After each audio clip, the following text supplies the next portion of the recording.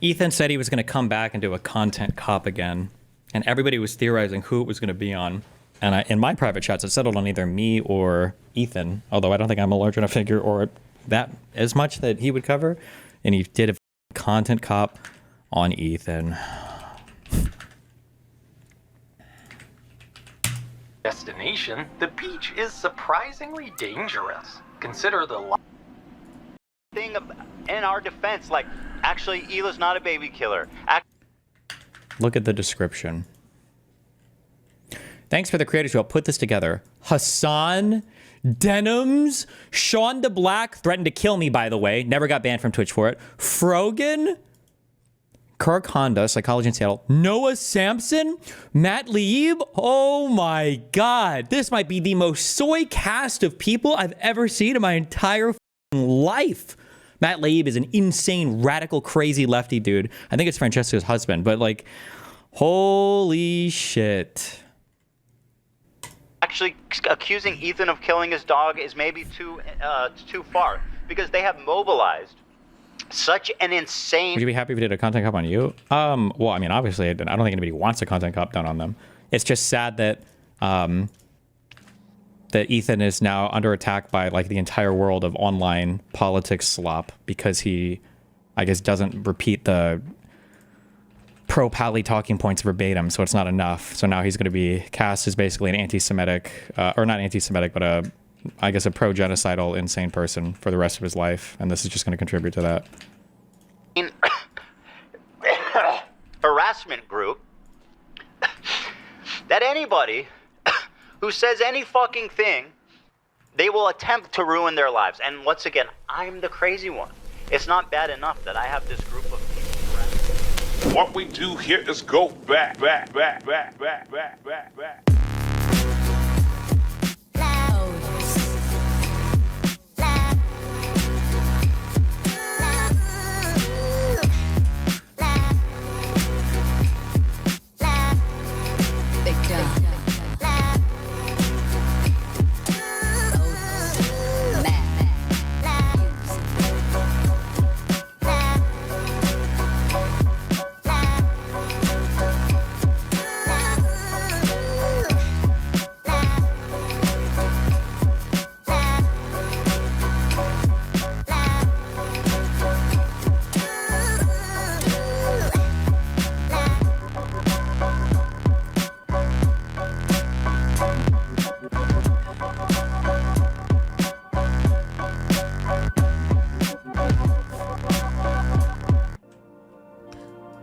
What's up, everybody? I'm Hassan Piker, and this is the Hassan broadcast coming to you live from a cloudy day here in California, Los Angeles. We're live and alive, and I hope all the boys grow. It's so sad how much these guys were allowed to just like mind fuck the entire internet. It's just crazy how effective it all worked out.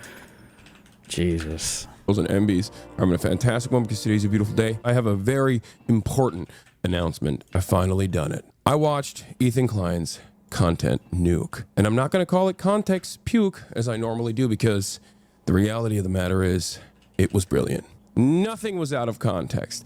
Everything was correct. I am an Islamist, fundamentalist, radical terrorist. I am a vicious anti-Semite. It's true. Is this like uniquely recorded for this, or was this a stream? I have no idea. Importantly, Ethan is more attractive than me, both physically and also mentally. I've been lying about everything, including my glasses. They're fake. He was right about that. That's not even in the content nuke. And he was right about that too. How did he know everything? How? Wake up, Ethan. Wake up, Ethan. Ethan, wake up. Wakey, wakey, Ethan. Wake up, Ethan. Wake up. Time to be awake, Ethan. Wake up, Ethan. This is no longer a dream. Oh my God. Wake up. Ethan, the dumb bitch is telling you to wake up. Wake up. Ethan, wake up. Wake up, Ethan. Ethan, wake up. Wake up. Zooms anyone? Just wake up. I truly do believe that like the most difficult thing about doing online content creation today, if you're even slightly political, I wouldn't even say Ethan is political, is like trying to maintain your sanity with this group of people active on the internet. Like, it's just, holy, how do you not, I mean, I guess I don't, huh? I should ask myself, how do you not go fucking crazy? How do you hold on to, how can you tell when you're incorrect about things? Because nobody's perfect. You do have to course correct at times, right? You're not perfect. But like, how do you maintain that while also realizing that not all of the unhinged, insane criticism people like this about you are necessarily valid? Like, Jesus. Wake up. Wake up. Wake up. Wake up, Ethan. I'm not gonna do a react content yet, chat. I'm listening. Nobody's told you to wake up, Ethan. Yummy, I love Sabra hummus. Wake up, Ethan. Wake up. Ethan. Wake up, Ethan. Wake up. Wake up, Ethan. Wake up.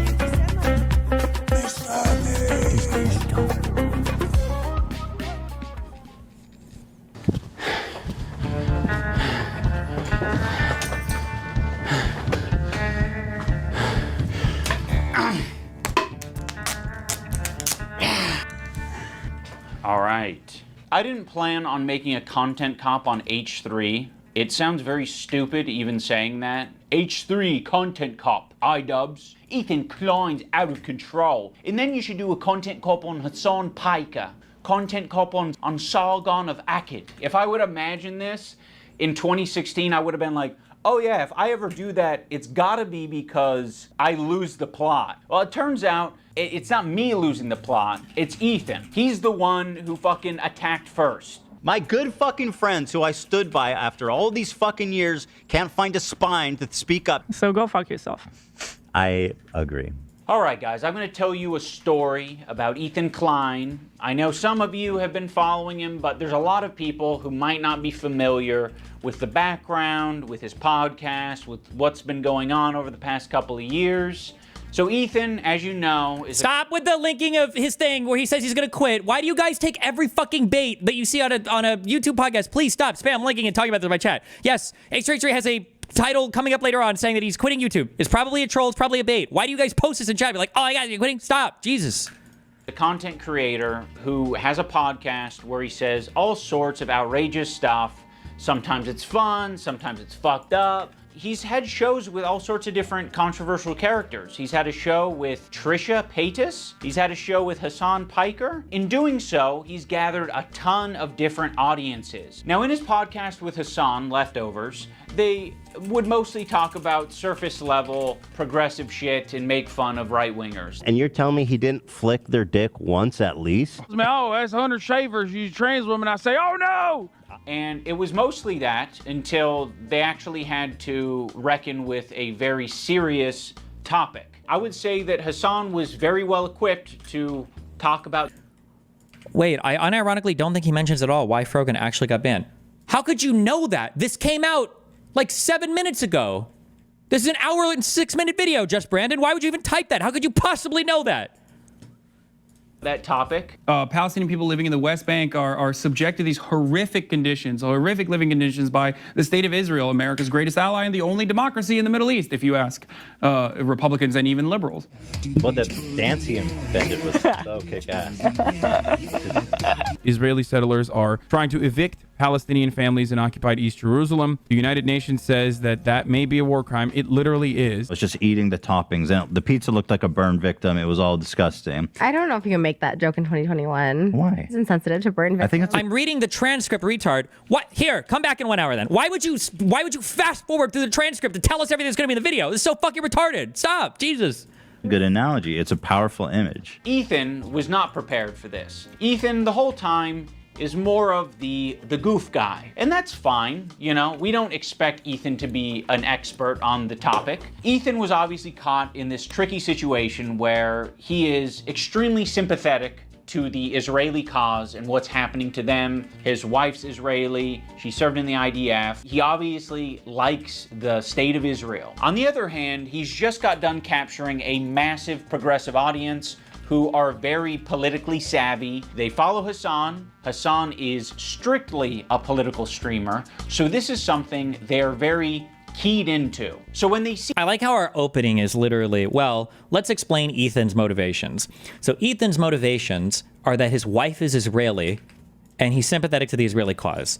So now that we know that Ethan's motivations are just purely self-driven, now let's begin the analysis. Okay, dude. See Ethan say things that are just like not accurate and it's just propaganda, they're going to call it out. From the river to the sea essentially means the state of Israel is going bye-bye. So this massive progressive audience... Okay, that's true. From the river to the sea means that there will be a one-state solution in which Palestine is all of Israel. That's what that means. Anybody that says differently doesn't deserve to have an opinion on this topic. If you don't know what it even means, why would you even think that you're worth talking about it? That is exactly what it means. Now, white people like Hassan Piker or other losers like Frogan in the West might tell you that's not what it means. Go to Palestine. Go to Israel and ask them. They'll tell you that that's what it means. Only people in the West pretend that that's not what that means. That's exactly what it means.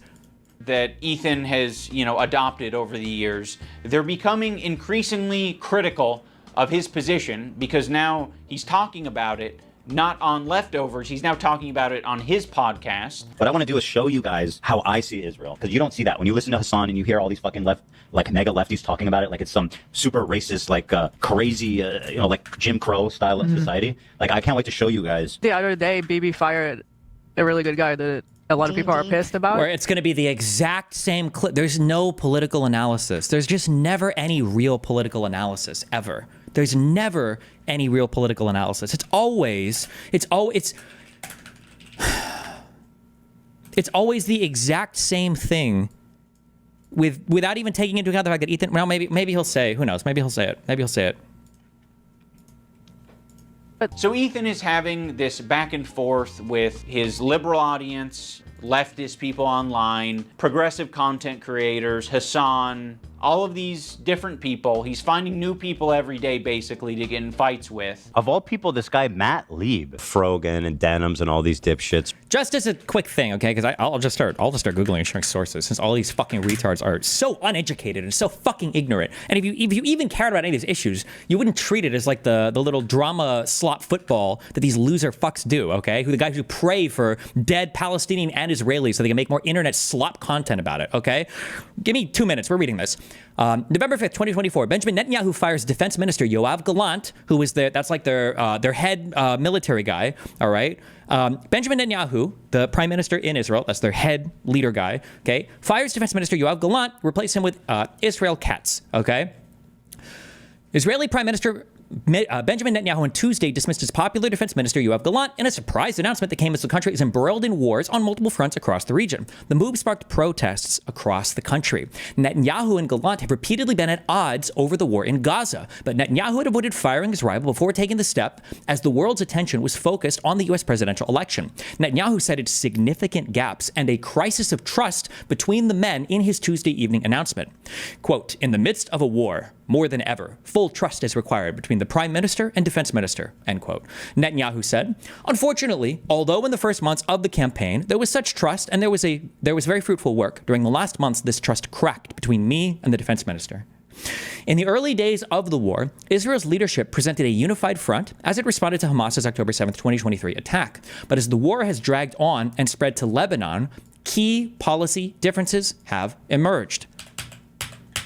Style of society. Like, I can't wait to show you guys. The other day, Bibi fired a really good guy that a lot of people are pissed about. So Ethan is the really good guy. So should she describe him as that? Maybe not, but we continue. While Netanyahu has called for continued military pressure on Hamas, Gallant has taken a more pragmatic approach, saying that military force has created the necessary conditions for at least a temporary diplomatic deal that could bring home hostages held by the militant group. Many of the families of the hostages, along with tens of thousands of people who have joined anti-government protests, accuse Netanyahu of scuttling a deal in order to maintain his hold on power. Netanyahu's hardline partners have threatened to bring down the government if he makes concessions to Hamas, raising the risk of early elections at a time when the prime minister's popularity is low. The reason why Gallant was fired is because Gallant thought that the conditions had been created such that they could ease off the military pressure. I think at the time they were talking about doing a blockade of food into northern Gaza. I believe that was the case. Don't quote me on that, but I think that was the case. And Netanyahu fired him. He was like, "I need somebody more aggressive. Fuck this. You're out. Bring in somebody more aggressive." And that's why he dismissed Yoav Gallant. That's why they both refer to him as like, "Oh, wasn't he a good guy? Was he a good guy? Maybe, maybe not." Obviously, if you hate Israel and everything they do, you say no. But that was why he was fired, and that's what Ela specifically was referring to there. But don't let any of the context of any of this get into the way, other than Jew bad and Palestinian good, I guess, for all of your brilliant political foreign policy analysis from the whitest and most uneducated dipshits in the fucking world telling you about this issue. The other day, BB fired a really good guy that a lot of people are pissed about. So Ethan is having this back and forth with his liberal audience, leftist people online, progressive content creators, Hassan, all of these different people. He's finding new people every day, basically, to get in fights with. Of all people, this guy, Matt Lieb, Frogan and Denims and all these dipshits, and everybody thinks this guy's awesome, apparently. Even though he looks like Millhouse, fucking dork. Denims, by the way, was the real villain of the video. Evil, hateful, fucking... And I'll say it and I'll double down on it. And people... Oh, no? No, did I not go there? And it's all culminated, at least for my story, in Ethan burning bridges with people until he burned the bridge with me. Since Ethan and Hassan's falling out, I've been keeping to myself mostly. I don't have many nice things to say. Maybe if Ethan's able to get some help, maybe if he stops harassing other creators, maybe if he does these things, eventually he'll find peace and we can like rekindle our friendship. So that's been my approach. I've occasionally thrown a joke Ethan's way in the form of Hassan Piker versus Ethan Klein for boxing. I like Idubbbz. He's a good guy, but I don't like this stupid. It's not a fucking petty beef. It's like, this guy is evil and he's doing anti-Semitism. And also he's way out of my weight class. He didn't like that, but fucking sometimes you gotta just throw something out there. I used to work with this video editor named Froggy Tonic. I discovered him because he was in the circles online that I was in. And one of those circles is an H3 fan. He watched Ethan's content, he liked Ethan's content, until he didn't like Ethan's content. There would be an occasional Froggy tweet where I'd be like, I agree with that, you know? Like, I'm not gonna endorse it, I'm not gonna retweet it or like it, but fair enough. I guess I just missed my old friend. Some wings are too bird feathered, colored. Now that brings us to February 28th of this year. Wait, what, how did he care? Froggy tweet where I'd Ethan's content until he didn't like Ethan's content. There would be an occasional Froggy tweet where I'd be like, I agree with that, you know? Like, I'm not gonna endorse it, I'm not gonna retweet it or like it, but fair enough. I guess I just missed my old friend. So this is part of the Hassan gaslighting strategy that I guess Idubbbz and everybody else on the internet has now dragged Ethan into and like to pile on, right? This is not real criticism of a person's position. What I saw is that Ethan is very much prone to anxiety and stress, and having loads of people on his head was a lot. He didn't leave room for self-questioning. Instead, going in instant defense mode caused it going in instant defense mode because it challenged too much of his belief and experience. Feels fair but immature. This is not a legitimate tweet that legitimately, you know, criticizes Ethan for a position he has. Every single thing, because these guys are illiterate, they don't know any of the actual history, they don't know any of the foreign policy, they don't really have any information at all of these are ad hominem attacks, questioning the sanity of the person that they're disagreeing with. Because in their worldview, the only people that can disagree with them are people that must be insane. That's how it works. It's crazy making, really. But that's what all of these motherfuckers do. All of these motherfuckers do this. Some wings, and that's what this is right here. Too bird feathered, colored. Now that brings us to February 28th of this year. Now my former editor of a year and a half ago did say some truly mean shit. He called Hila the C word, he said they're trying to kill their dog with cheddar cheese, and a bunch of other shit, I'm sure. Ethan, at some point, discovers that Idubbbz' former editor says this horrendous shit about him and Hila. But no one's asking the question, where does Ethan get this information from? You see, it would be very obviously a problem if Ethan... Is he gonna invoke me? Like, why not just address the information? ...was discovering this content by scrolling through Twitter looking for something to upset himself with. He has maybe set it up in such a way where his employees feel the need to send him this information. And that would be horrible. They shouldn't be doing that. They should be sending you things that are entertaining for your show that don't fucking trigger the hell out of you. Why is there so much work being put into discovering this guy on Twitter who's barely getting any interactions, linking him to me and posting on the Reddit, when there's no work being put into who the fuck is the person on the Reddit who's posting this in the first place? If you do a little bit of research, it seems like it's an account whose intention is to make Ethan crash out. One of the users on the Snark Reddit points this out. They're like, I've seen this account before. This account. Okay, and then so people have done this towards me, so I can speak to first-hand experience on all of this. The way that this works, the way that this ecosystem works is yeah, Icarus Ground is a lifelong Destiny fan based. The way that this all works is you have these side snark communities now, I guess is what they're called. You have these side snark communities and they engage in like doxing or debauchery or just the worst types of attacks that they can make on you. Then you have your, from that, you go to the next perimeter. Then it's your orbiters, your Denims and your Hassan Pikers and your larger communities like H3 Productions might be one of them. They're not necessarily snark communities, but they source all of their information from these snark communities in kind of like a wink, wink, nudge, nudge kind of way. And then your larger content creators like Hassan Piker will finally pick up on it and repeat it. And you have this whole ecosystem where what happens is your Hassan Pikers and your Denims and your Mike VPAs never make these accusations like directly, but they'll like wink, wink, nudge, nudge all of these side snark communities that are doing everything they can in order to be the most unhinged against you possibly ever. However, remember, if you wanted to say, fine, that's an okay way of doing things, right, then fine. But when it comes to criticizing the other side, people will be like, oh, Ethan is evil because a guy in his community posted this one thing on Twitter, or because Ethan must get all his information from Destiny. Why isn't Ethan making Destiny moderate his community? Even though me and Ethan don't communicate at all, right? When it comes to looking at the other side, they have to analyze every single part, even on the most outer perimeters, the types of internet communities that exist. But for their own communities, it's, yeah, they just like, oh, I don't know what's going on there. I don't know when people said CPS, all about like what was shown in that Denims video, you know? Has scraped its history, and it's now trying to make Ethan burn bridges. This is within Ethan's own community. Like, this is the thing that he needs to be critical of. It's not me. So yes, I am willing to admit that my former editor was being very nasty, uncharitable, and fucked up. Like, nobody cared, and also, well, I don't want to speak for Ethan, but I think I can here. If Ethan isn't anything even remotely close to an ordinary human being, the problem isn't people being mean or nasty. If people want to be mean or nasty, then fucking go for it. Who cares? Ethan's a big boy. He's been on there for a long time. I'm a big boy. I've been on there for a long time. The problem is that they never, ever, ever deal with any of the actual criticisms, none of the substance of anything. If you want to say like Destiny missed the entire first Intifada and doesn't understand the context of the second Lebanese civil war, blah, blah, and that's why he's a fucking retard, like piece of shit. Okay, fine. That's great. That's fine. I don't care. Call me names. But at least there's like something of substance here as part of your criticism. But when it's just like, I don't think he's mentally okay. I think he's having a severe mental health crisis crash out. Like he needs to get help. That's not just being nasty.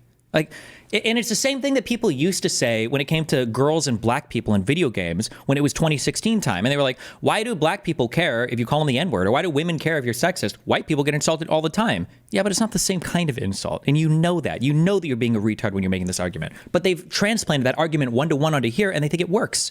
Towards Ethan and Hila on Twitter. But Ethan and Hila are doing the same shit on their podcast. So I don't want to fucking hear it. Terrorist supporter. The CEO of Twitch. Pedophile. Now I'm going to watch.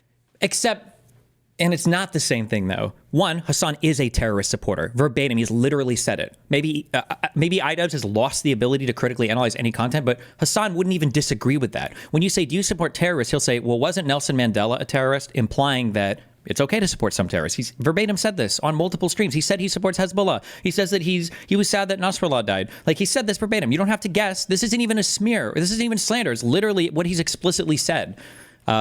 And even if Ethan has made fun of other people or called them a pedophile or whatever, and you can argue that's mean or not mean, it's always paired with, here's some substantive criticism. This is why I don't like what this person has said. Here's where they're wrong about me, or here's where they mischaracterized me, and then, you know, call them names or whatever afterwards. Which, again, I'm sure Ethan would be fine with that. I'm fine with that. I think most people on the internet are, to some extent, fine with that. And respond to the two podcast streams where Ethan and Hila call us spineless cowards. Anyway, this guy was saying shit like that Hila's a Nazi, that she kills kids, that she went on like, she's a IDF baby killer, all this types of shit. And that's showing up right up on us Nisa's and Idubbbz feed. My good fucking friends who I stood by after all these fucking years can't find a spine to speak up. You know why? Because they'll get murdered. Yep. You don't know what's on my feed. What the fuck is happening?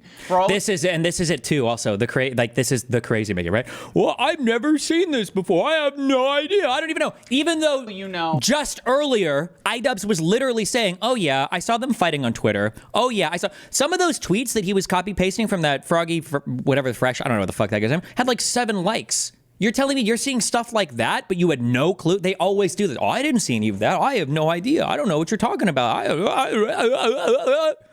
You don't know what's on my feed. What the fuck is happening? For all you know, I only use the For You tab. For all you know, I only use lists. For all you know, I'm seeing these things tweeted out by my editor of a year and a half ago and saying, God, that is nasty. I'm just not gonna throw someone away because they're having a parasocial weird moment. Just like I'm not gonna throw Ethan Klein away because he's having a parasocial weird crash out. How many? He's not going to throw him away. Maybe this content cop will end up being really nice about him in the end, though. What does he mean by throw away? Because I feel like doing a fucking hit piece takedown video on somebody is kind of like that, but okay.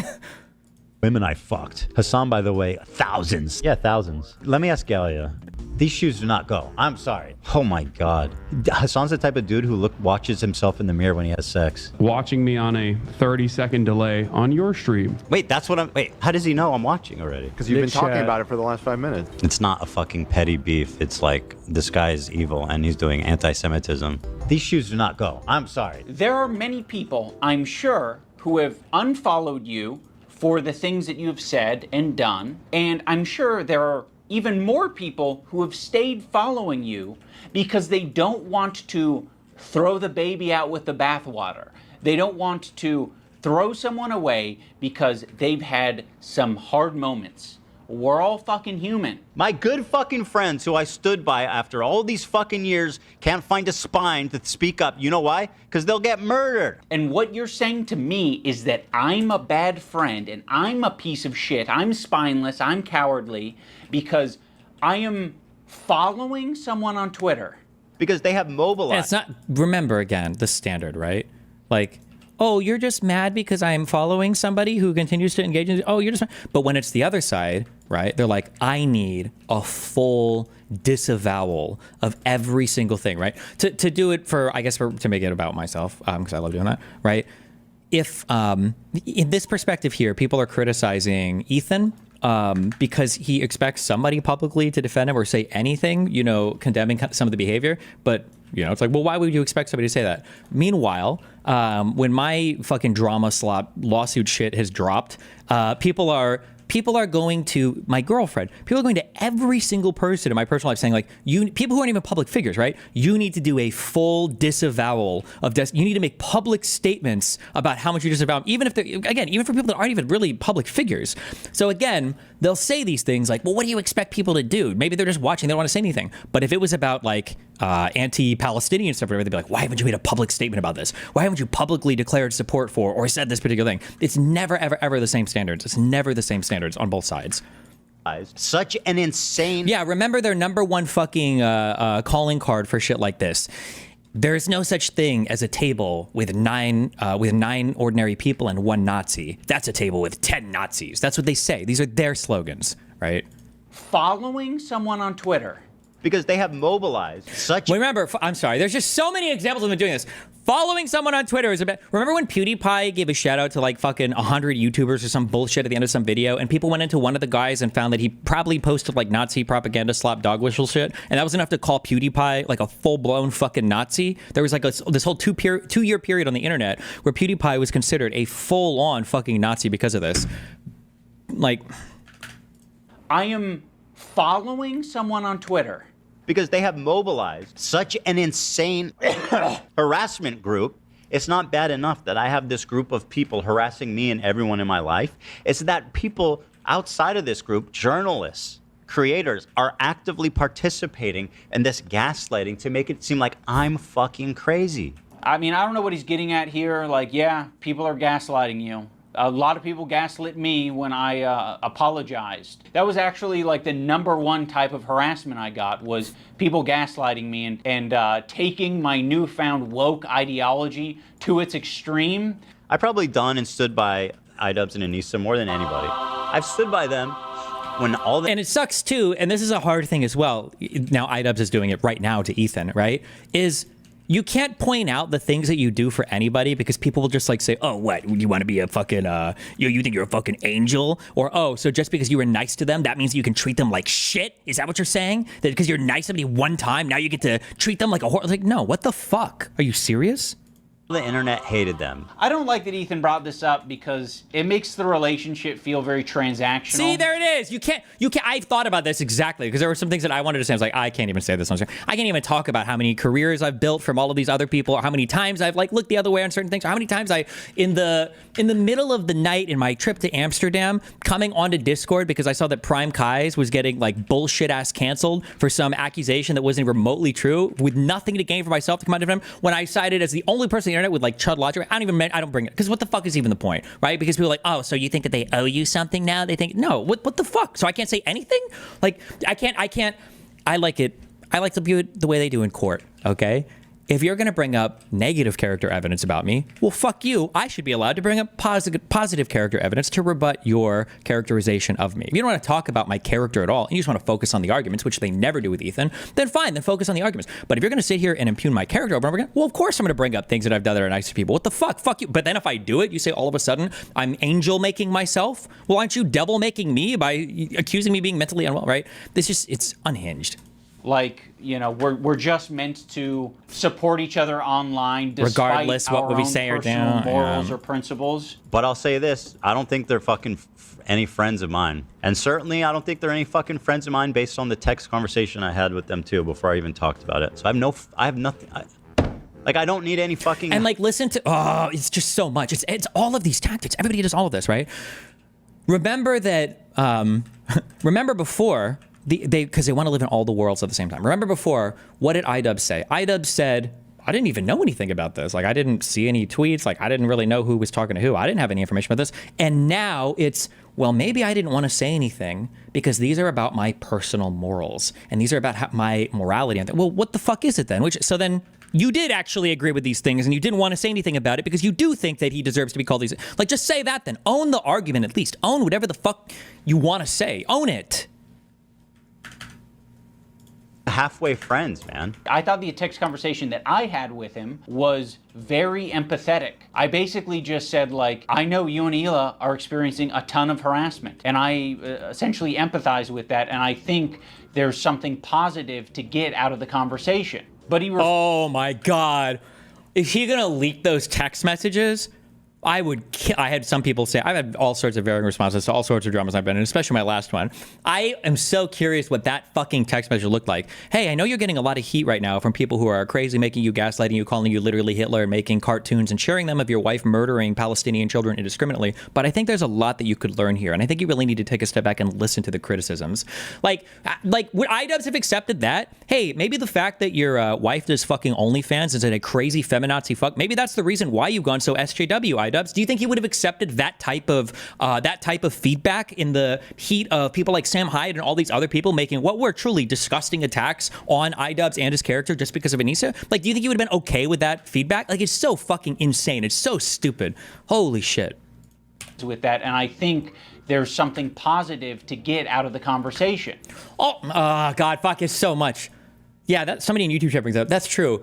Wasn't part of Ian's last content cop saying he didn't want to do these at all, or that even if the criticism was okay, didn't he say he didn't like it because people were getting harassed because of them, even if that wasn't his intention? But I guess we don't care about that now, huh? Sorry. Oh my God. All right. Empathize with that, and I think there's something positive to get out of the conversation. But he refused to talk on the phone unless I was willing to publicly say something about my former editor and Denims. As much as you... What were the text messages? I would want to see those messages. I don't trust this guy's characterization at all. Don't want halfway friends. I also don't want that kind of halfway friend. I don't want someone who's going to give me like an ultimatum to have a conversation. Could you not say something when this is like, imagine like one of you guys is like, Hassan actually wants to go to Gaza so he can strangle Israeli babies or some shit like that. I'd be like, you imagine me not saying something. You're trying to make a one-to-one comparison where there isn't one. This guy that I follow on Twitter is not in the same relationship as you and one of your current employees who is streaming with you 3 days a week, 3 hours a day for the past 10 years. At one point during the stream... Okay, so it has to be the exact... Like, the point still stands. The point is a legitimate point. Does it have to be the exact same type of relationship, I guess, though, to... Okay. Ethan and Hila bring up Adam McIntyre. Now, Adam does basically the same thing as my former editor. He's critical of Ethan and Hila, and he is sometimes uncharitable and nasty. Such a crazy fucking woman, oh my god. Hila Klein is a very dangerous and crooked woman. Okay. That's critical, by the way.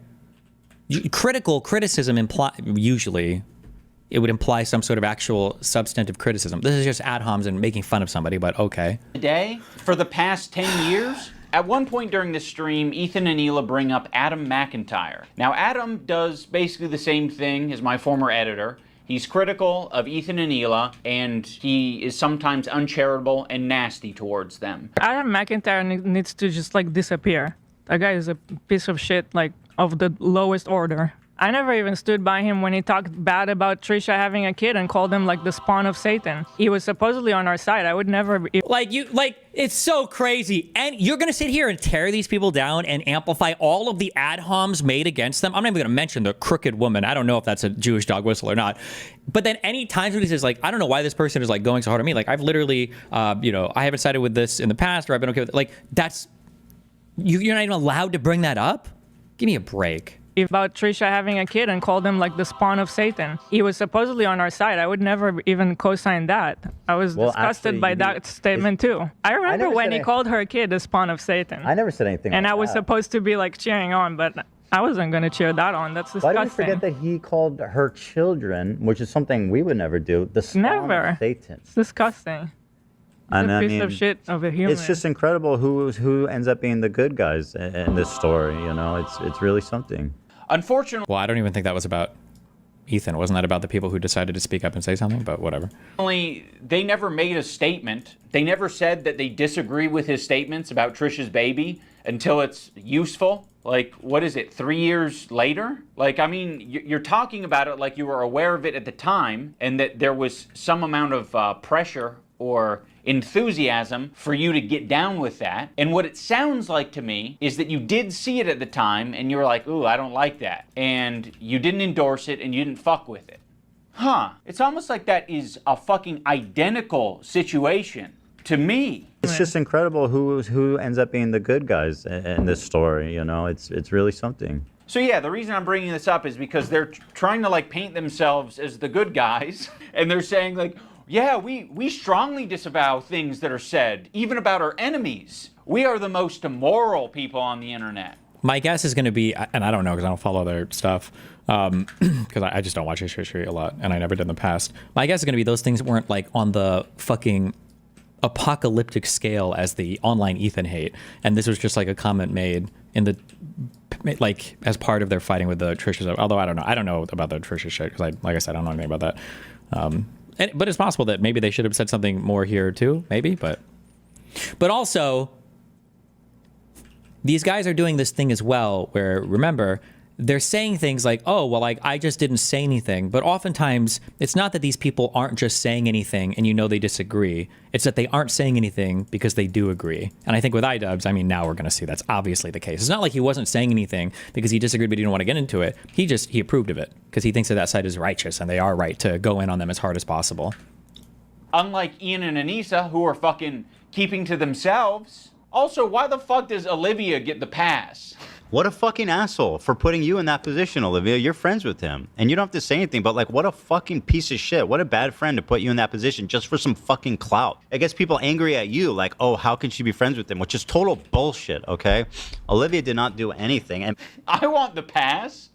Do I have to be an employee to get that treatment? Because then you'll just see me as an ally?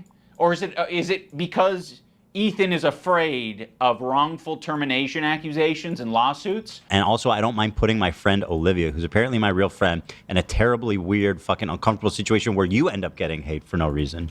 Also, don't frame I don't know anything about the Olivia shit at all, so. it as like other people making it hard on Olivia.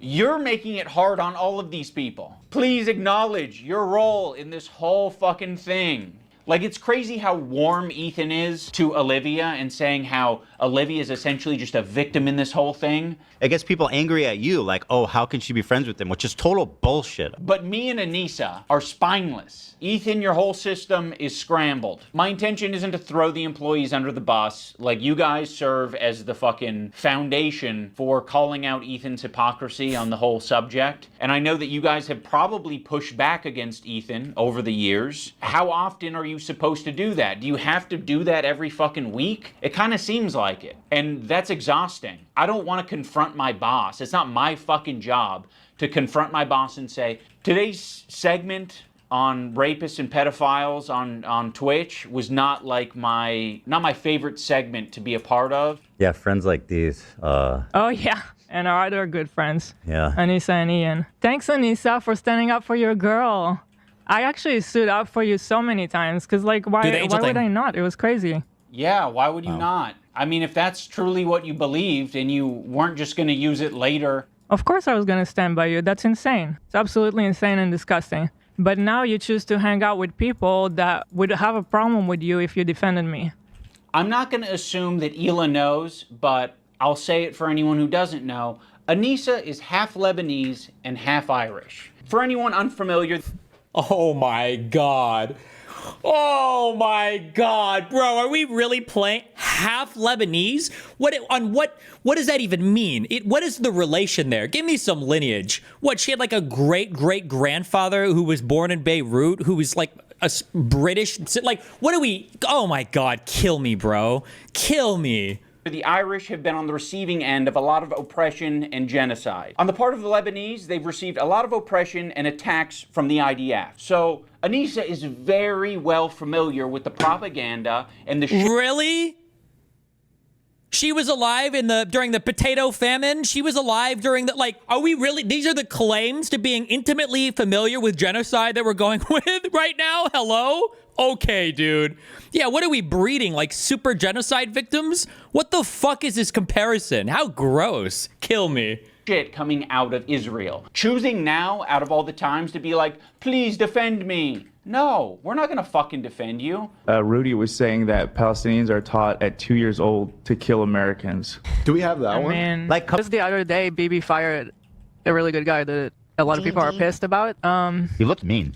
I thought he was mean just because he looked mean. No. Nice research there, buddy. A lot of people are pissed about. Israel warns can send Lebanon back to Stone Age as UN seeks de-escalation. Gallant says Israel can inflict massive damage as UN humanitarian chief says war would be potentially apocalyptic. Where is the date for this? Like, you know that there's by the way, people that don't actually know anything about history or know anything about anything really, they always play wacky games with timelines, and they pretend that like something that happened in 1920 can easily be transposed to 1947, or something that was said at the beginning of a war or right before war can be easily transposed to a year or two into the war. It's one of the most anti-intellectual ways to analyze historical events or world affairs. It's so stupid. Looked mean. I thought he was mean just because he looked mean. No, it's not. So yes, you caught us. We're not gonna run to your defense when, I don't know, we follow people. Also, and I'll say this too, this is so stupid, it's such a waste of fucking time.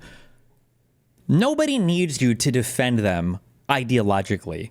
They're probably just looking for character defenses. I understand all these people are disgusting, spineless hack fucks, but nobody is looking for you to say, hey, I agree with Ethan Klein. He's right about fucking everything.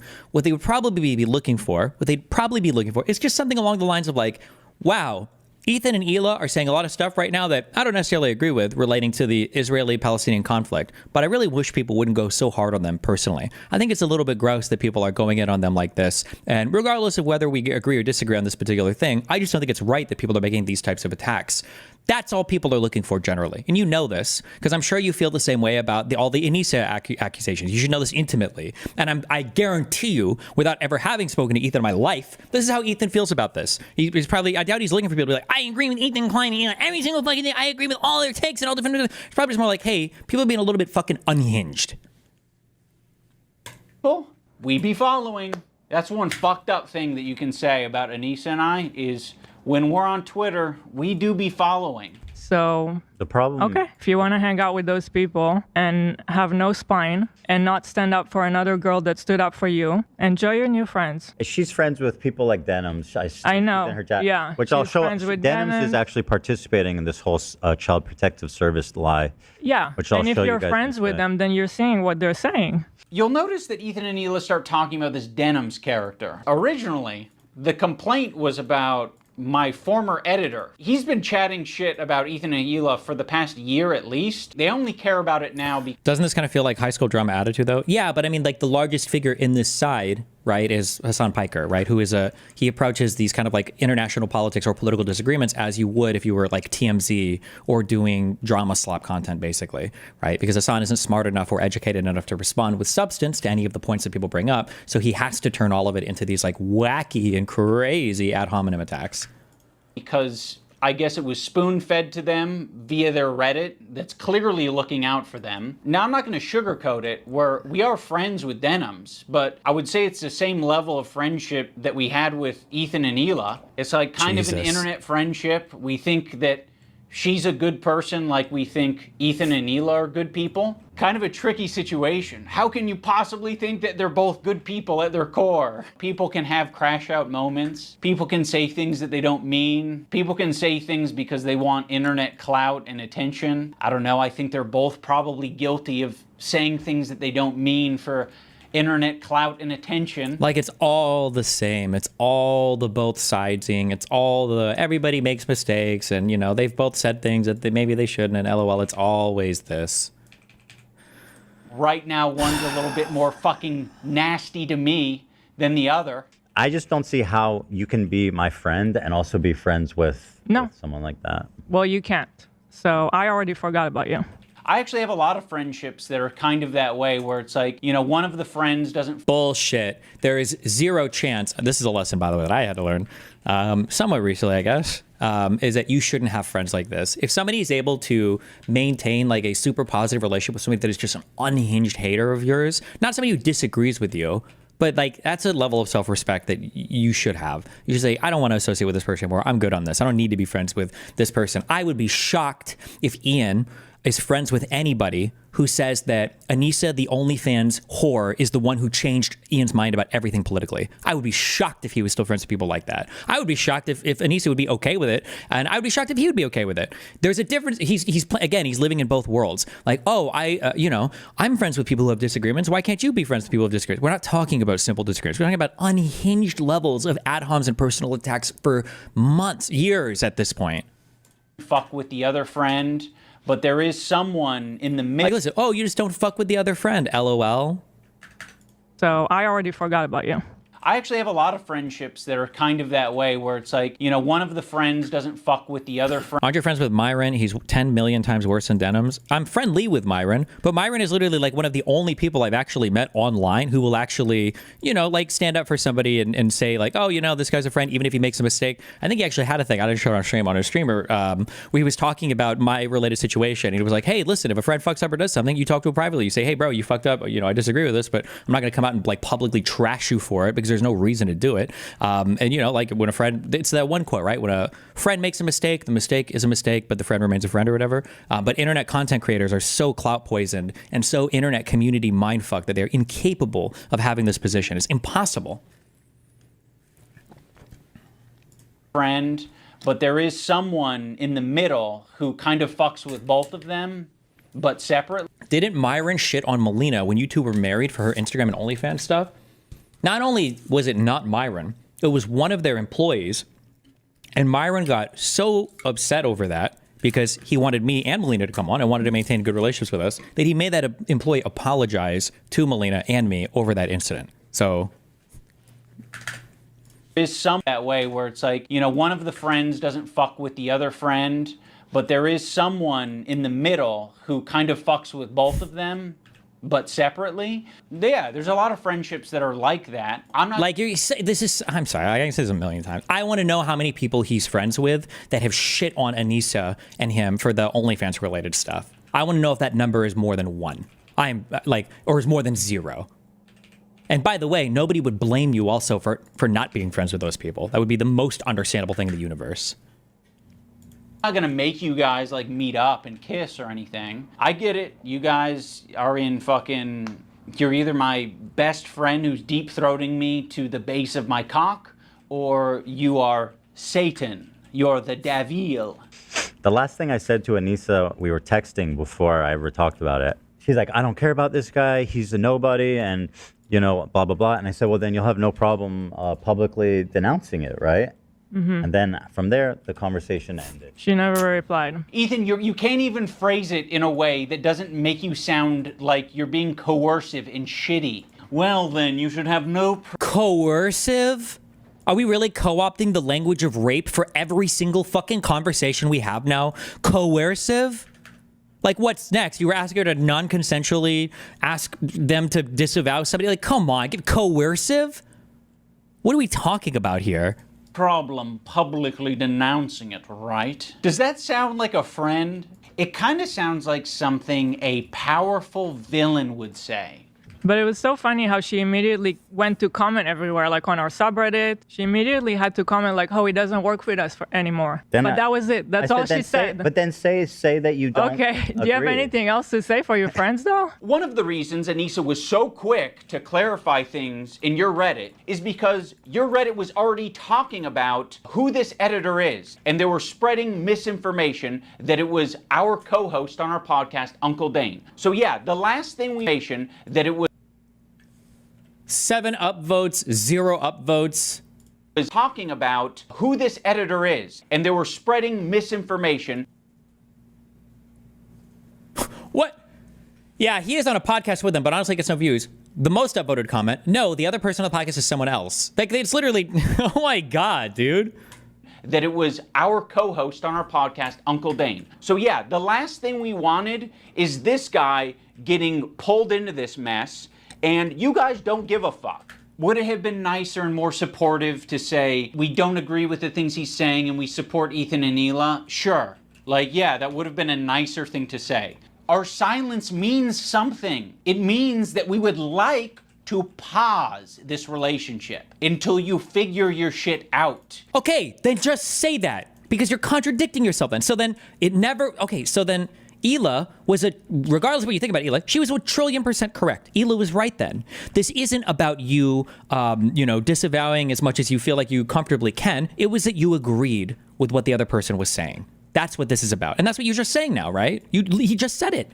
This is gaslighting. This is fucking, I hate using the psych terms, but it is. This is like crazy making gaslighting. Like you're trying to convince somebody, no, we just, we didn't feel like we needed to make a public statement because that would be inappropriate. But also it's because we fucking agree with them. And we agree that you need to fucking figure your goddamn shit out because you're fucking crazy, bro. You're crazy. And then maybe we can find a moment in time, I don't know how long it'll be, but a moment in time in the future where things are a little bit easier to broach. I don't think we need to do it right now. But you've insisted. And it's so funny too. Oh God, I'm so sorry. This is just the worst thing I've ever seen in my life. I'm sorry. I've been on the receiving end of shit like this for so long, and it's interesting to see it happening so publicly and so blatantly to somebody else, right? You're now signaling that when creators aren't speaking up and aren't saying anything, it's because they do agree with what's going on, which is basically validating every single thing that Ethan had said earlier and had accused you of. That when you don't say anything, when you don't make these public statements, people just assume that you agree. And it sounds like that is the case. It sounds like that's exactly what you're saying. Yeah, we do agree with them. We're going to wait till we can talk to you later on about it because right now you're being unhinged about it. You're having mental health moments about it. That's exactly what's happening. You've insisted that this is an important thing to address. I would have been perfectly fine with you not blasting me on your Instagram story. I would have been perfectly fine with you not blasting me and my wife on your podcast twice. I would be fine with you not brigading my comment section on my podcast that gets 3,000 views a week because I prefer to not do harassment campaigns and instead talk about vampires' kids. And also, right, just whenever you respond to somebody doing stuff like this, calling CPS, supporting people that do it, wink, wink, nod, nodding to all these communities, you're harassing them. You're going on a harassment campaign. You're doing an organized hate brigade. So when you respond to something, it's harassment and it's hateful. But when they're doing it, it's, who knows? I don't know anything about them. LOL. Yes. Like they say something like he doesn't work for me, and I strongly disagree, and I support Ethan and Hila. The problem is that she doesn't. That's the problem. That's true, and she's right. And Hila was now with this video out. She's 100% vindicated. Hila was correct. They do support it. The problem. She actually. She thinks they have a point. Yep. That's the problem. Yeah. So go fuck yourself. I agree. Go fuck yourself. What about your girl? This is what I'm talking about. This aggression that you're putting out into the world. What the fuck do you think we're gonna do? You think I'm gonna fucking sit on my hands when you do this shit? It was in response to what you were already doing, though. This didn't come from nowhere. Maybe everything in life can be emblemized in the Israeli-Palestinian conflict, because it's the same thing with the Israel-Palestine shit as well, right? Where when you're talking about the Jews, they have no reason to be mean to Palestinians. There's always some explainer for how the Jewish people are evil, and there's no reason why you should ever feel this way. But then when it comes to the Palestinians, well, there's a reason why they rape on October 7th, okay? And it's, it's a resistance, and it's not perfect, and it's because of, when Israel did this and that, and they, of course, it might not be the best, but like they, there's a lot of stuff they're dealing with. It's like, okay, so they have an infinite leeway to do whatever the fuck they want. But then when the other side responds, now you're going to be endlessly critical that they didn't respond in what you would consider to be the perfect way. And you're going to pretend like it's not even a response. You're going to pretend like it's unprovoked harassment. Like, this is nasty. We had such a fair response to what you guys were going through. We don't support harassment. It's a bad thing, but it happens and you're perpetuating it. You fucking propagandist, lying scumbag, terrorist supporter. He probably sets up a mirror and jerks off watching himself. Dan KKK Clancy has a similar view of Hitler. Because Dan Clancy, the Nazi, fucking anti-Semite. You can't expect other people to stop harassing you if you continue to harass people. But all of these things, and again, you can agree or disagree on I guess maybe the terminology that he's using here. Dan Clancy is not a person that Ethan Klein just decided to out of nowhere begin harassing because of, whatever. All of these are paired with insanely substantive critiques of the unhinged amount of weirdly anti-Semitic shit that is for some reason allowed on Twitch. It's not a random thing. Now, again, if you're going to try to pretend like the criticism is people are just mean to us and we don't want people to be mean to us, then this criticism of Ethan is fair. But I don't think it's just that people are mean. It's that people get unhinged in a personal way and they don't even respond. They don't even respond to any of the actual points. It's just drama slop. It's just unhinged personal attacks constantly. Let's think about it on a micro level. Have you ever been in a comment section and found someone to argue with? It doesn't stop. Wait, what is this? Ethan's upset with... This was a month ago? I think some of our connections, and, we've tried to reach out to Ethan to talk privately. Basically, it just seems like we're at a bit of an impasse. So we want to stay out of the drama as much as possible. We don't want to pile on and add to anything. So this is our... lukewarm addressing of it. It's, we're always open to talk, privately, especially. And, we'll, the door's always open. Yeah, the door's always open. I want to, really drive it home. We don't condone harassment of any kind. Condone harassment of any kind. Is she about to say including what Ethan does?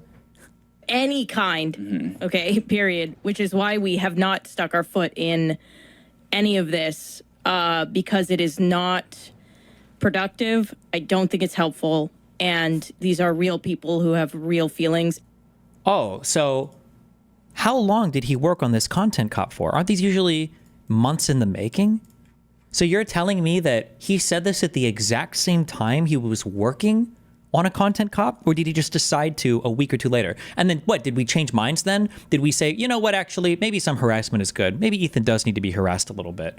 What changed from this to then, or from then to now? It can literally go on forever if you don't want to touch grass. I mean, yeah, this was kind of like a line, what happened today, that should never be crossed, even by the most cynical, toxic people.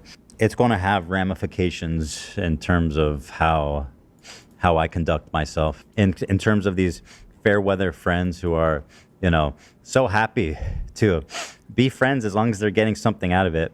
Ethan, that is a rich thing to say. Like, you're the H3 podcast, okay? There's a lot of friends of the show. There's even more fair weather friends of the show. Let's not get into this shit, okay? That is so bizarre and insulting to suggest that I was only ever being friends with you to get something out of it. No, I'm friendly with you, and I'd say I'm a light friend because it's been pleasant hanging out with you. I've enjoyed your content over the years, and as of late, it's gotten really fucking shitty. So he's not friends with them, or because earlier he was like, I'm just friends insofar as like, we've chatted online. The same way I'm friends with Deconstructing is what he said. So are they not really friends at all then, or what? Because at one point, didn't Ethan literally guest star in fucking Idubbbz content?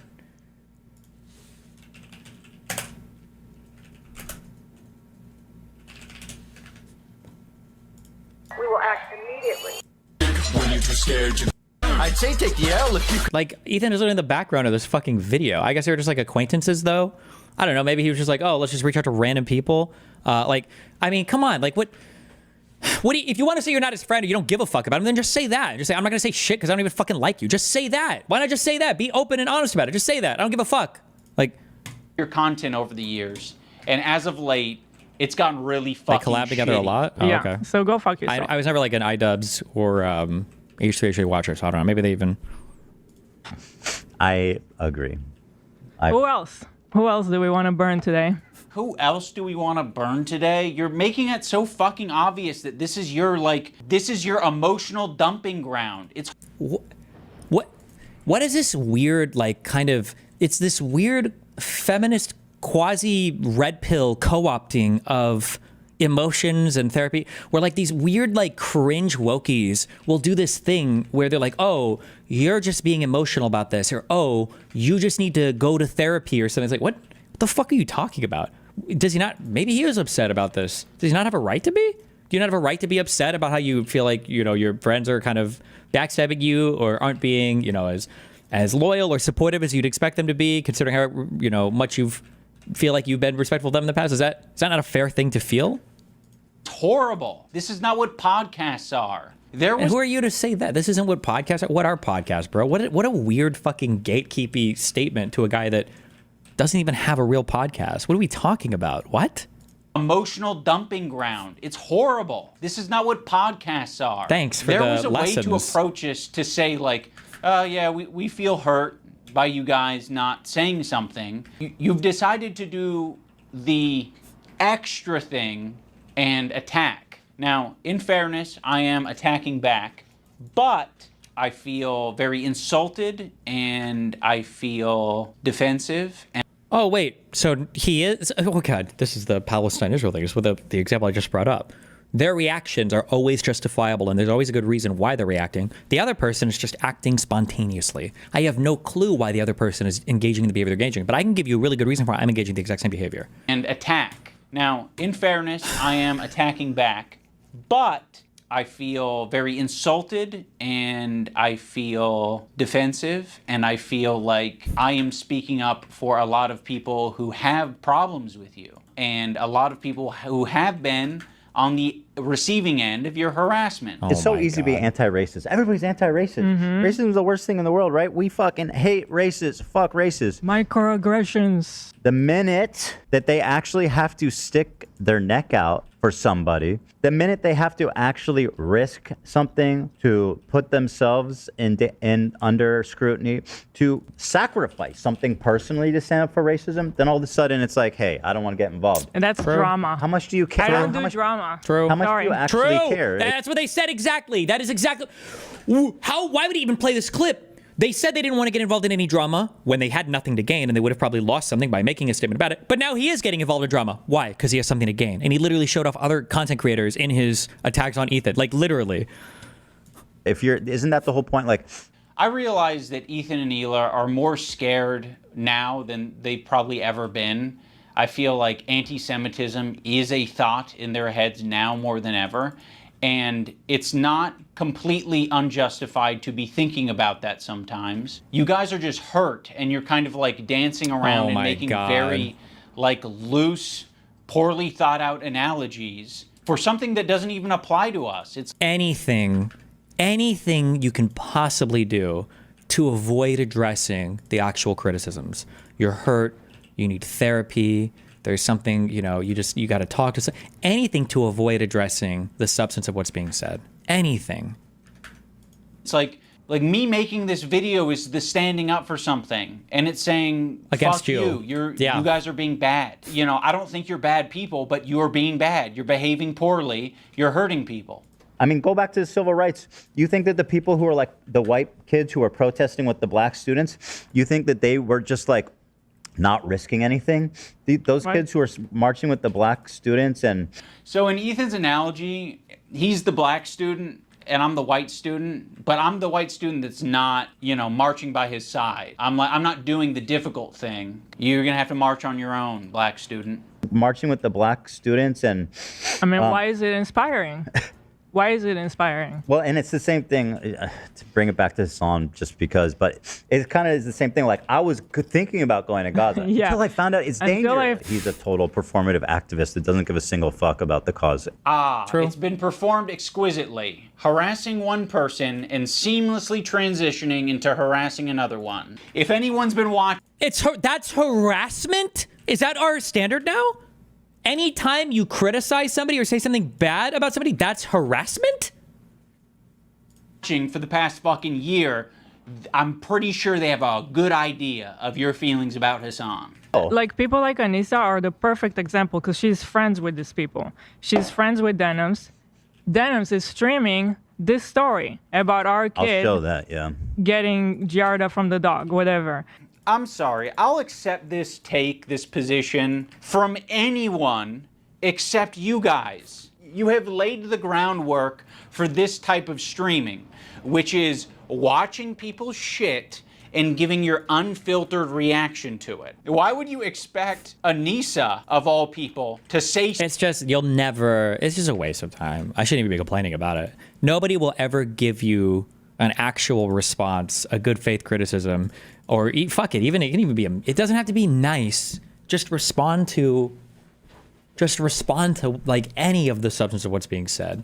But that'll just never, ever, ever be the case. It'll just never be the case that you can ever get anything like that. And literally all mean words, when you're talking about, I guess, one party, all mean words are the exact same. So if Ethan is mean to anybody, then he deserves to have CPS called on him. Or if Ethan criticizes somebody and then calls them a bad name or whatever, that's the exact same as people never addressing a single thing that he says ever, just calling him a genocide supporter. It's all the exact same thing. Like, it's so tiring. Something to Deconstructing. Okay, so by that logic, we should be saying shit to you guys all the time. But I have a feeling you guys... I like how he says it too. Oh, then what? Are we going to be criticizing you guys always? Yeah, like you don't? What do you mean? Like, I like that almost, I don't want to call it a threat, but he's like, well, if you were to, take that position, people would be on you guys constantly. Yeah, no shit, they are. What the fuck are you talking about? Like, what is that? What are you even trying to say with that point? Hello?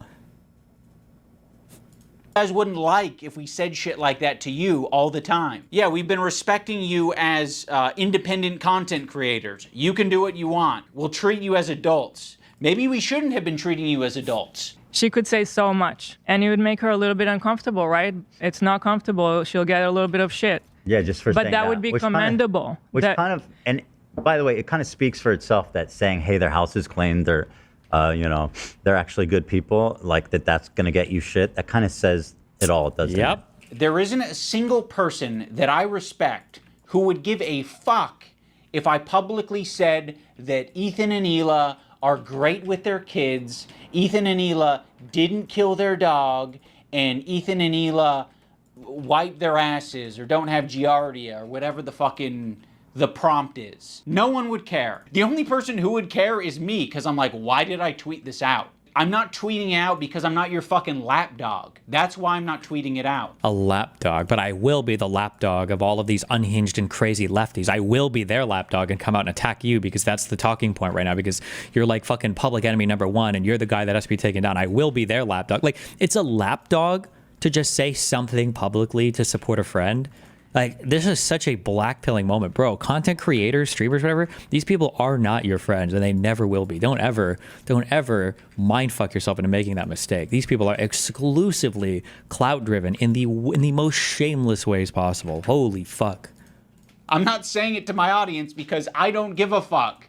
It's not my business. That's, in my opinion, doing something that's Yes, it difficult does. and standing by your principles. That's the whole point. That's what makes standing by your principles commendable, admirable, is that it's not always easy. Why are you saying that I'm not standing up for my principles when you don't even know what they are? I get, like, we're a little bit past directly naming me, so we might have gone off on a tangent. If you maybe accepted the phone call and we talked about it, you could have asked me, hey, what are your principles? And I can tell you the way I've been behaving is exactly in line with my principles. Now we're going to talk about the BDS list. We're going to start off with Frogan because obviously this is like as bad as it gets. If you're following Frogan, that can only mean that you're anti-Ethan. Oh, this is not a good start. Love of the H3 podcast. You are following Frogan, so that means that you are anti-Ethan. Keep in mind, by the way, he's about to do this whole thing about how, like, oh, so just following somebody is bad. Does anybody remember where the whole drama with Frogan started? Anybody remember what day 0 was of the Frogan drama?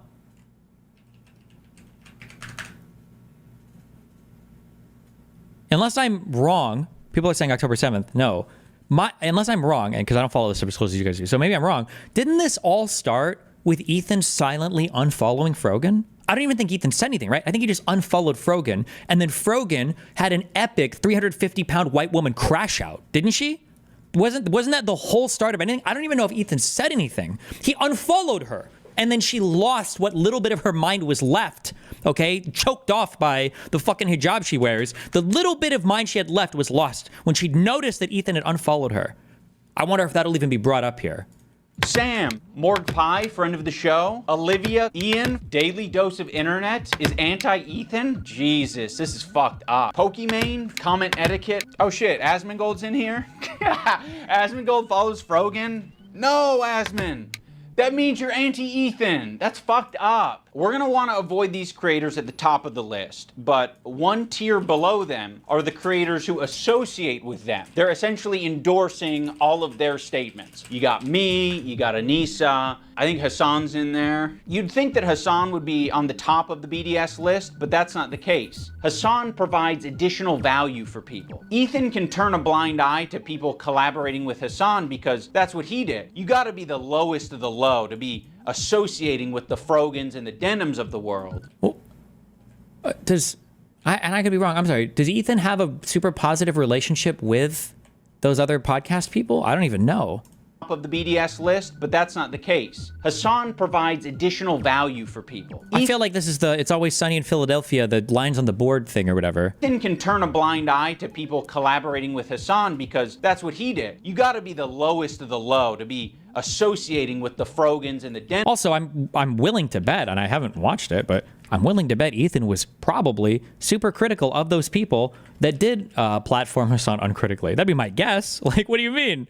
Of the world. To associate with Hassan, that just makes sense because he's famous and he's got a massive fan base. Also, Ethan still follows Hassan on Instagram, so Hassan is in his feed. And that's showing up right up on Anissa's and Idubbbz feed. Yeah, but nobody has to guess. Like, it's such bad faith. Nobody has to guess whether or not Hassan or whether or not Ethan has a favorable opinion of Hassan. My guess is going to be that, not my guess, I'm sorry, I know this because I'm not a fucking retard. And you know what? Despite being a fucking retard, Ian knows this as well. Ethan is not saying, please unfollow these people. Ethan just wants some kind of public statement of support. That's it. That's it. You know that. But that's all he's looking for. It's important to remember that this is a living document and people can be removed or put onto it depending on how Ethan's feeling that day. You have this other tier of creators that exist below Hassan but are still anti-Ethan, but Ethan really doesn't want to bring your attention to these ones because it's kind of unpopular, you know? A lot of them are famous. It also ignores the fact that, and there's video footage of this, I think multiple times, somebody can link that second thought clip right now actually. And Ethan goes over this in his Hassan content nuke. Not that Hassan will watch it, and not that Ian will watch it, because of course they'll avoid that like the fucking plague. Hassan will watch this, by the way, before he even watches his own content nuke. LOL. But Hassan literally explicitly says his goal is to trick normies. Hassan's goal when he goes on shows is to trick people like Ethan into thinking he's more moderate than he actually is. That's not a conspiracy. That's just literally verbatim, explicitly what Hassan says. He's already watching it? Nice. It's no coincidence that Ethan stays silent when these powerful, popular men are supporting Hassan. Are these people Ethan's friends? Hello? Does Ethan expect these people to say anything? Does he have close relationships with these people? What is like?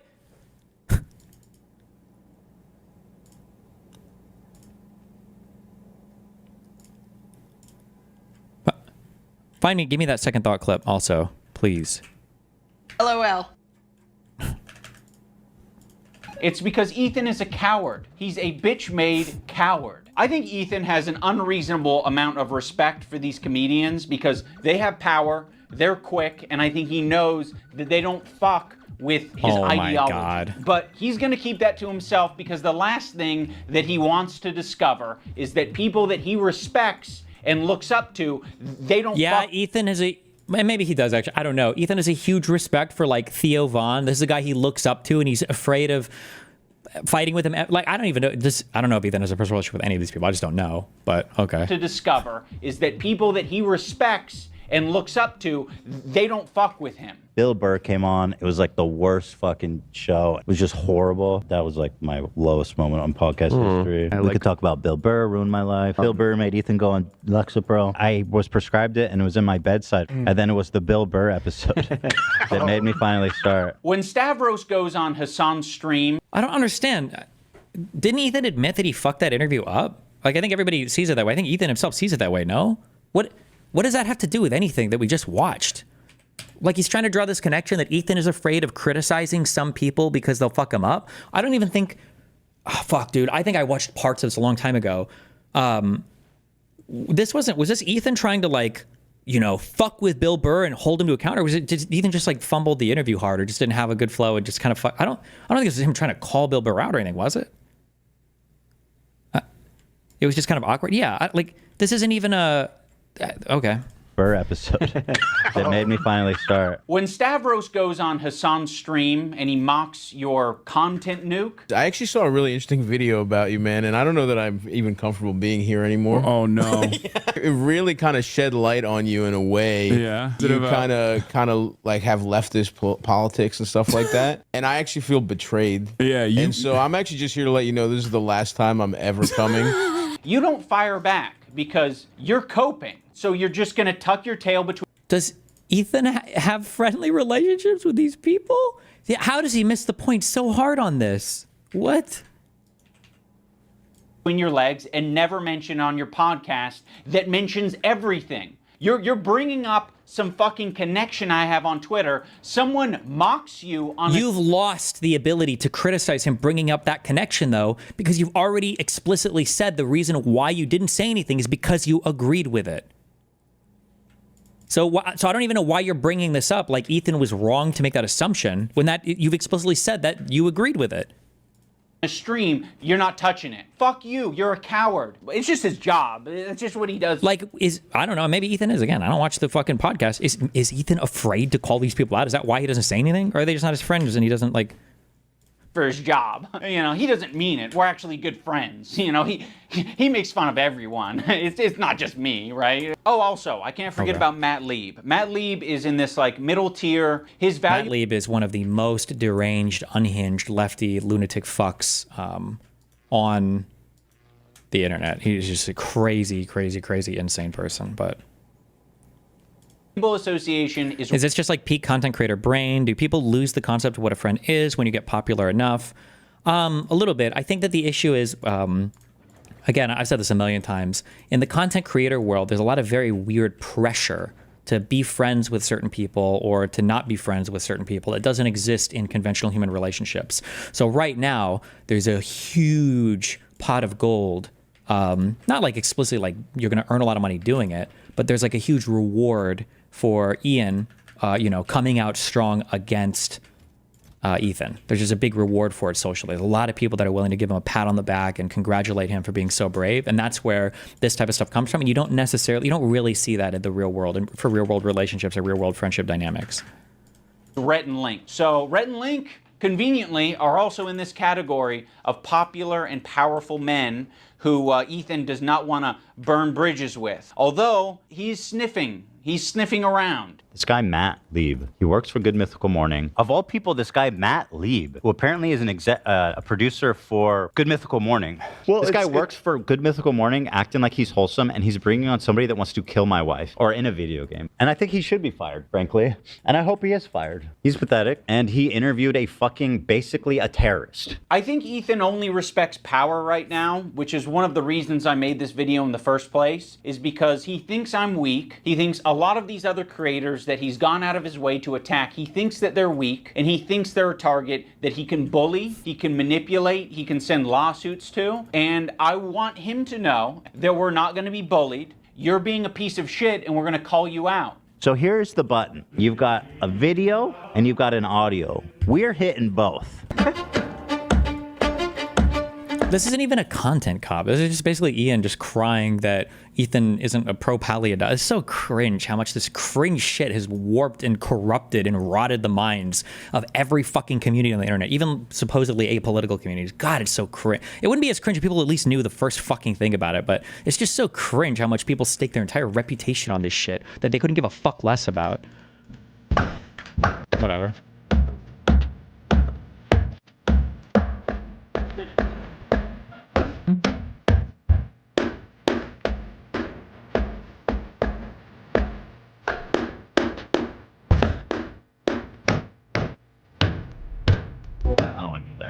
Yes. There's no point. Let's leave. Yeah, there's no need. Yeah. I don't want to. Oh shit. How pathetic are you? Don't worry if you don't have it all now. I don't like pedophile. Like the Eye of Sauron. I see you. I see you out there, you fucking cockroach. You can be living with your parents for a lot longer, buddy. Yes, please. I want to be a good you. I'm a good you. Please, guys, please. No. Yeah, I don't think it was that was fine. big a deal. Of all the things, Anywho. You're always surprised. True. GGG chatter. Dem Aegon. It's so insane that Hassan, someone who plays journalism, is like co-signing this high school drama slut when he didn't even have the balls to directly respond to Ethan's political criticisms towards Hassan. That's true. Ethan does a full-ass video responding with substance, and some of it is mean, but with substance to all of the shit that Hassan said relating to the terrorism supporting shit. Hassan is too much of a fucking coward to even watch it on stream, okay? But Hassan is willing to help Ian do another high school tier drama slop response to Ethan. It's actually so cringe. Holy shit. Surprises me what you think crosses the line. Well, I looked at Olivia and she's like, yes, do it. Now let's talk about the button. Ethan got this button, or killed. Oh, now he's going to bring up the when he attacked his employee on stream. Oh my God, dude. It's unreal. This whole thing is unreal. Switch as a response to the controversy with Cutie Cinderella. He was not able to control himself in that moment, and instead of figuring out how he can change his behavior, he spent $20,000. Dan and Ela were like, we would kill button that right now if we could. I can't change who I am. I know. That's why the kill button is on its way. By the way, these like types of switches are completely standard in every live broadcasting environment. Always. Everybody, mainstream media uses these. Everybody uses these.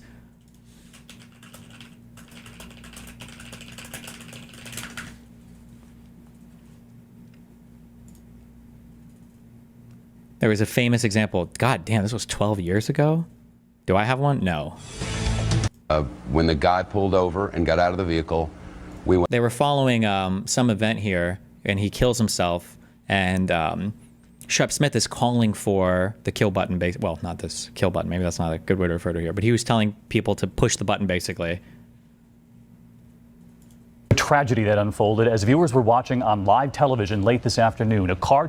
about this. As the man pulls over on a dirt road, the anchor, Shepard Smith, sounds wary. This makes me a little nervous, I gotta tell you. The suspect, on foot now, runs and stumbles, gun in hand. It's always possible God could be on something. At this point, we're going to pause the video as the man ends his own life. On Fox, however, they did not cut away on time. Get off it, get off it, get off it! As he was calling for the button there, was to, because they usually run the broadcast 5 to 15 seconds ahead of time so that you can cut out for live broadcast in case something like that happens, and they fucked it up. So this isn't, I like how he's like, oh, Ethan did this because he can't control his emotions. This is a pretty standard thing for live broadcasting, but, you know, whatever. Can't change who I am. I know. That's why the kill button is on its way. That's it. See, exactly. He uses the button for everything. If his jokes don't land, he's hitting the button. It was being presented as if the Jordan crying thing. I hit the button. Why? I don't think I needed to, but you guys were giving me crickets, so I panicked. If he's insecure about getting something wrong, he's hitting the button. But, okay. You button? What? Button for that? What on this frame could Ethan have responded to? Perhaps the country flag that he got wrong? Maybe. I don't know. If he goes on a problematic tirade, he's hitting the button. Before, look how sad. But yeah, it's not just that. Like their eyes are like big. I think you guys are wrong on this one. I think you guys are all wrong on this one. I don't think he's unique in hitting the button. I think if all of us had buttons, we'd hit the button all the time. But if you don't have it, you operate differently. You think about what you're saying. You maybe plan for your show a little bit more. You maybe say, I'm not going to have my podcast be an emotional dumping ground for today. You instead say, ooh, it's important that we stay on topic. Also, the H3 community and Ethan himself use the phrase goblin mode all the time to excuse a lot of his shitty behavior or make it seem less bad. I've been diagnosed with goblin mode, actually. By claiming that what happens is he just gets into this like uncontrolled state he refers to as goblin mode. I do not call myself goblin mode. Yeah, oh, yeah, that's what you did. Goblin mode? Is that what you're calling Tourette's now? To all victims of goblin mode, I would like to issue an apology. Well, You are goblin mode today. You're goblin mode. Look how many times you paused the I'm trying, video. bro. And I don't think there's no room for using the term goblin mode. I like the idea that you're defending yourself and the little guy by going goblin mode when a big corporation or a big entity is trying to attack you. Like, if you fuck me over, if you steal money from me, if you... So it's okay to go goblin mode against big corporations, but not okay to go goblin mode against... Okay, that's great. I love that. The oppressor-oppressee dynamic, by the way, is where all critical thought goes to die. When you view everything through the lens of bigger versus smaller, it is the most thought-terminating cliche that you could ever embrace. Patronize me. If you do any of this shit like you're trying to do to me, to treat me like a fucking idiot, I'm crazy, dude. I've gone fucking goblin mode over way less. But you not thinking about what you're saying, not, reflecting on your behavior, not changing your behavior, that's not goblin mode. That's being a child. Let's talk about the crew. I think the crew has been put in the worst working environment that you possibly can be for a fucking podcast. Every crew member has it bad. To be around Ethan, period. And now the isolation, always. This is a key part of the way these online communities, all of the snarker communities function, is always the isolation time. You always have to target people around the person that you hate, because if you can't have the influence you want on the person you hate, you can at least try to peel off every single person from around them. It would be a nightmare right now. I'm standing by every fucking syllable of that, okay? What she did was abhorrent. And by the way... Just don't. Listen, your critique of her is correct. It's just, people are sensitive about women being called that word. And so... Like, how pathetic are you? You know what I mean? Well, I'm not assuming his pronouns. And fuck all these people. Go ahead. No, and I'm not yelling at you. I'm just... Wait, I don't know. Maybe Ethan originally said that? But the way this is edited right now makes it sound like Ethan was saying to him, to Dan, this is Dan, right? Was saying to Dan, how pathetic are you? Was he, or was this cut from something different? Word. And so... Like, how pathetic are you? You know what I mean? Well... Because that's what this is edited to make it sound like. Like, he was saying that to Dan. How pathetic are you? Maybe he was, though? I'm not sure. I'm not assuming his pronouns. And fuck all these people. Go ahead. No, and I'm not yelling at you. I'm just... Kelly is a black woman, right? Yes. Maziel is a... Korean. Oh, Dan, come on. You're being such a buzzkill. Yeah, I didn't know Korean. I asked if Koreans are POC. He's using H3H3 snark shit. I don't know. Maybe he might be. I don't know. I don't follow this, but it's close enough. But God. You know, Dan's in the bathroom. Let's just not do this right now. I asked if Korean people are POCs. The one time the button didn't work, and we listened to how he spoke to AB without. This is the most non-drama thing I feel like I've ever heard in my entire life. Is this upcoming thing? Oh my God. Without thinking that the internet was going to hear it. It was rude, it was nasty, and it didn't have this caveat of like, I'm not mad at you. It was anger, and it was uncalled for. Use they get access to cover most of it. We're doing it. What are you It's doing? so awkward and terrible. I'm sorry, I'm not. Just like this is what I'm talking about when it's always like. We need to get home for our kids. It's like, bro. Oh no, I didn't want to finish it right now. I was just talking about finishing Wednesday. On Friday, maybe. Is it? You guys like. All right, I'm taking my hand off the. Like, that was like crazy abusive. Camera cut away and he didn't know people were listening. This is how he really treats the place. Like, really? This was a huge snark moment, by the way. All the snarkers obsessed with it. It's like, this is the horrible mistreatment of the employee. Like, really? What?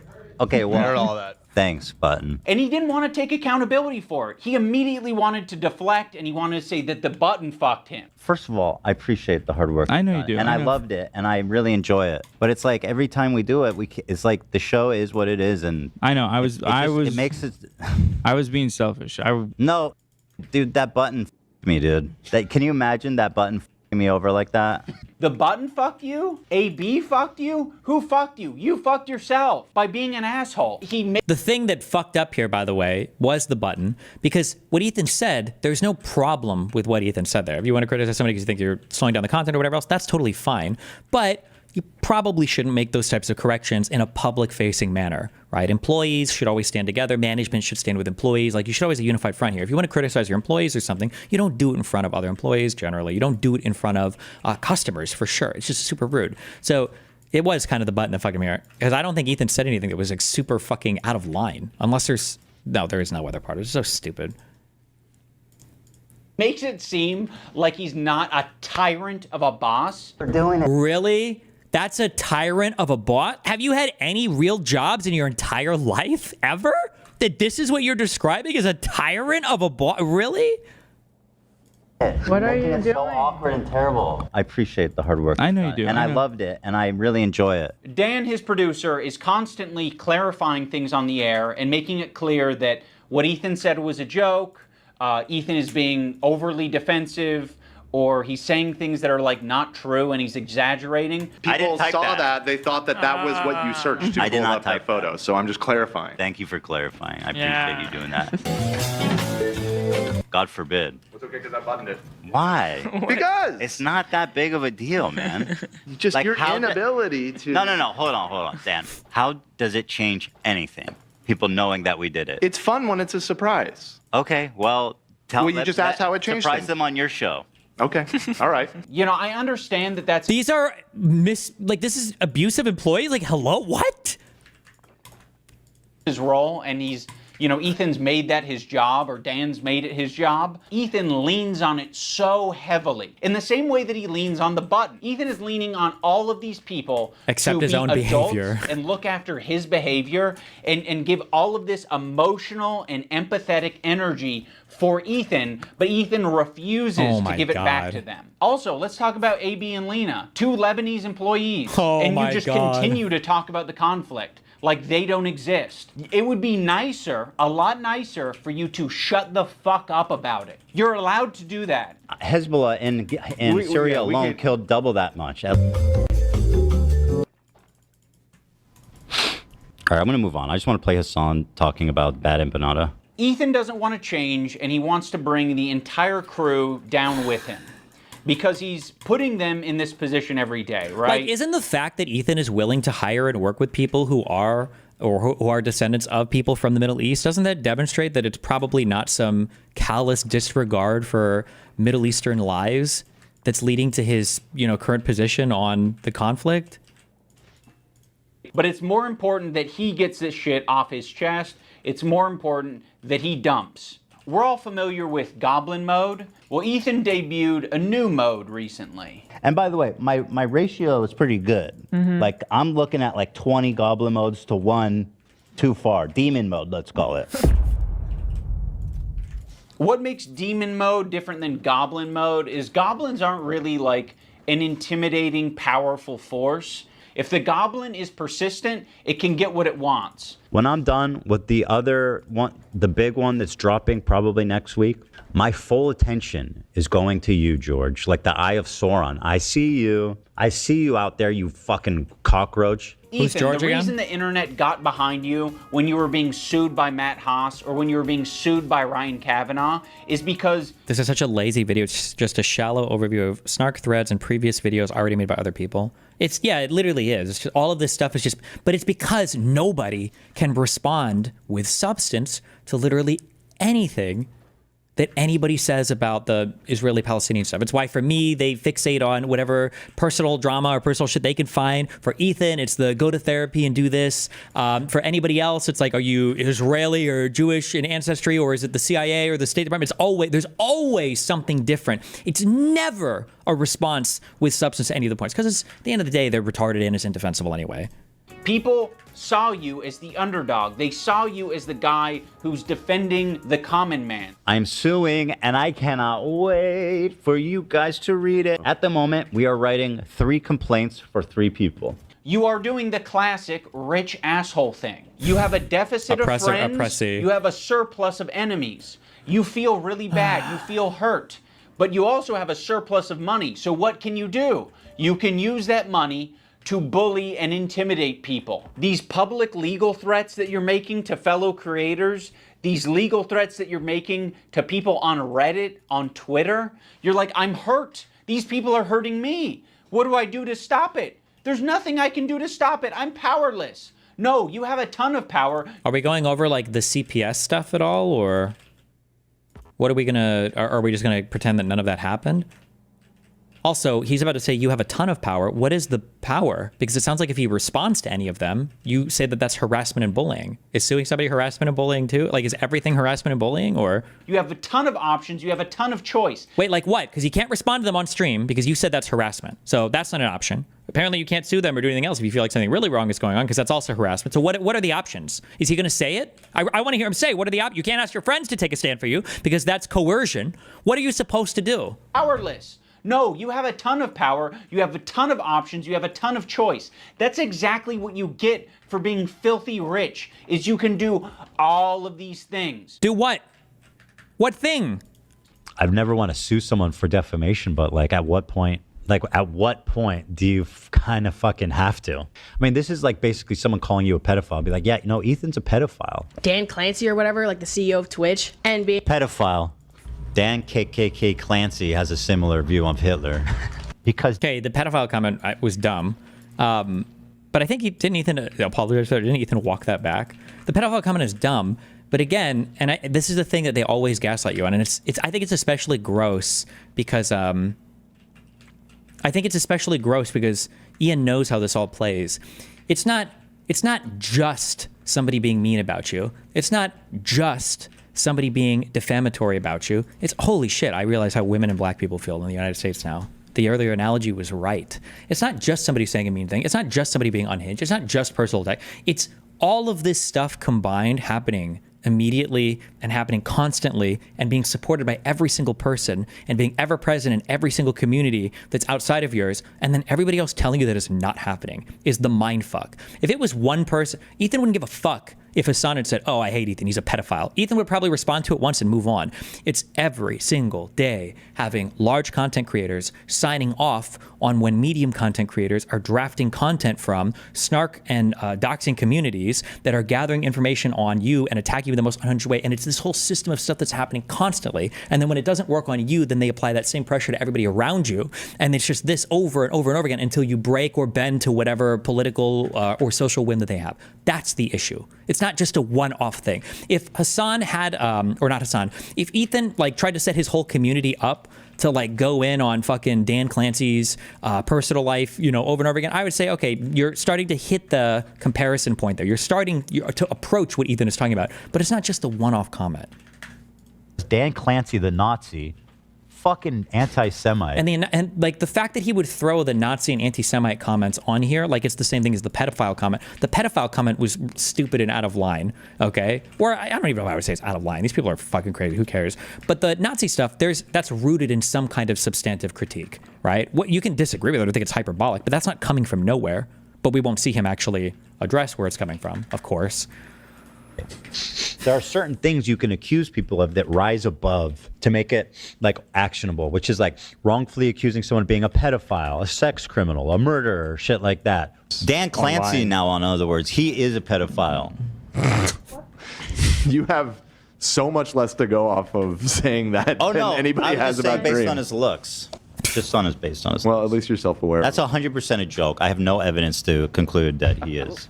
Oh, so it's not even... Like, he even says this at the end. Now, you could say it's an inappropriate joke for sure, but do you think people are joking when they say Ethan abuses his kids? Or when they say Ethan is a genocidal freak supporter? Or when they say that Hila, by the way, was actually part of the IDF's crew to break into houses in the West Bank and abduct and murder innocent... Like, the other side's not joking when they say any of this. The fact that Ethan even explicitly said, like, come on, bro. One of the more notable legal threats that Ethan has sent out recently is against Noah Sampson.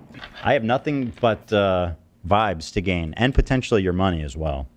Don't worry if you don't have it all now. I'll garnish your wages. Did you see the NLRB whistleblower? He says, I don't know, don't care. If anything more comes about it, I'll watch it, but I don't care. I don't like just listen to random whistleblowers say shit. Show me something, otherwise, don't care. You're going to be living with your parents for a lot longer, buddy. 26, you know what I mean? Try 46. Noah made a video that was critical of Ethan and other content creators when they're talking about Israel and Palestine. I mean, the way he's talking about Noah on his podcast is so fucking creepy and weird. Is this a new thing? This is a new thing. This happened during the show. Upon initial examination, it seems to check out, and it's not great for young Noah. Can I say that? Don't say it yet. I'll say it. So he's a rape. So of course his standard. I don't know what he's accused of, so I'm not actually going to say. But Ethan brought on a former. Okay, this stuff is semi-retarded.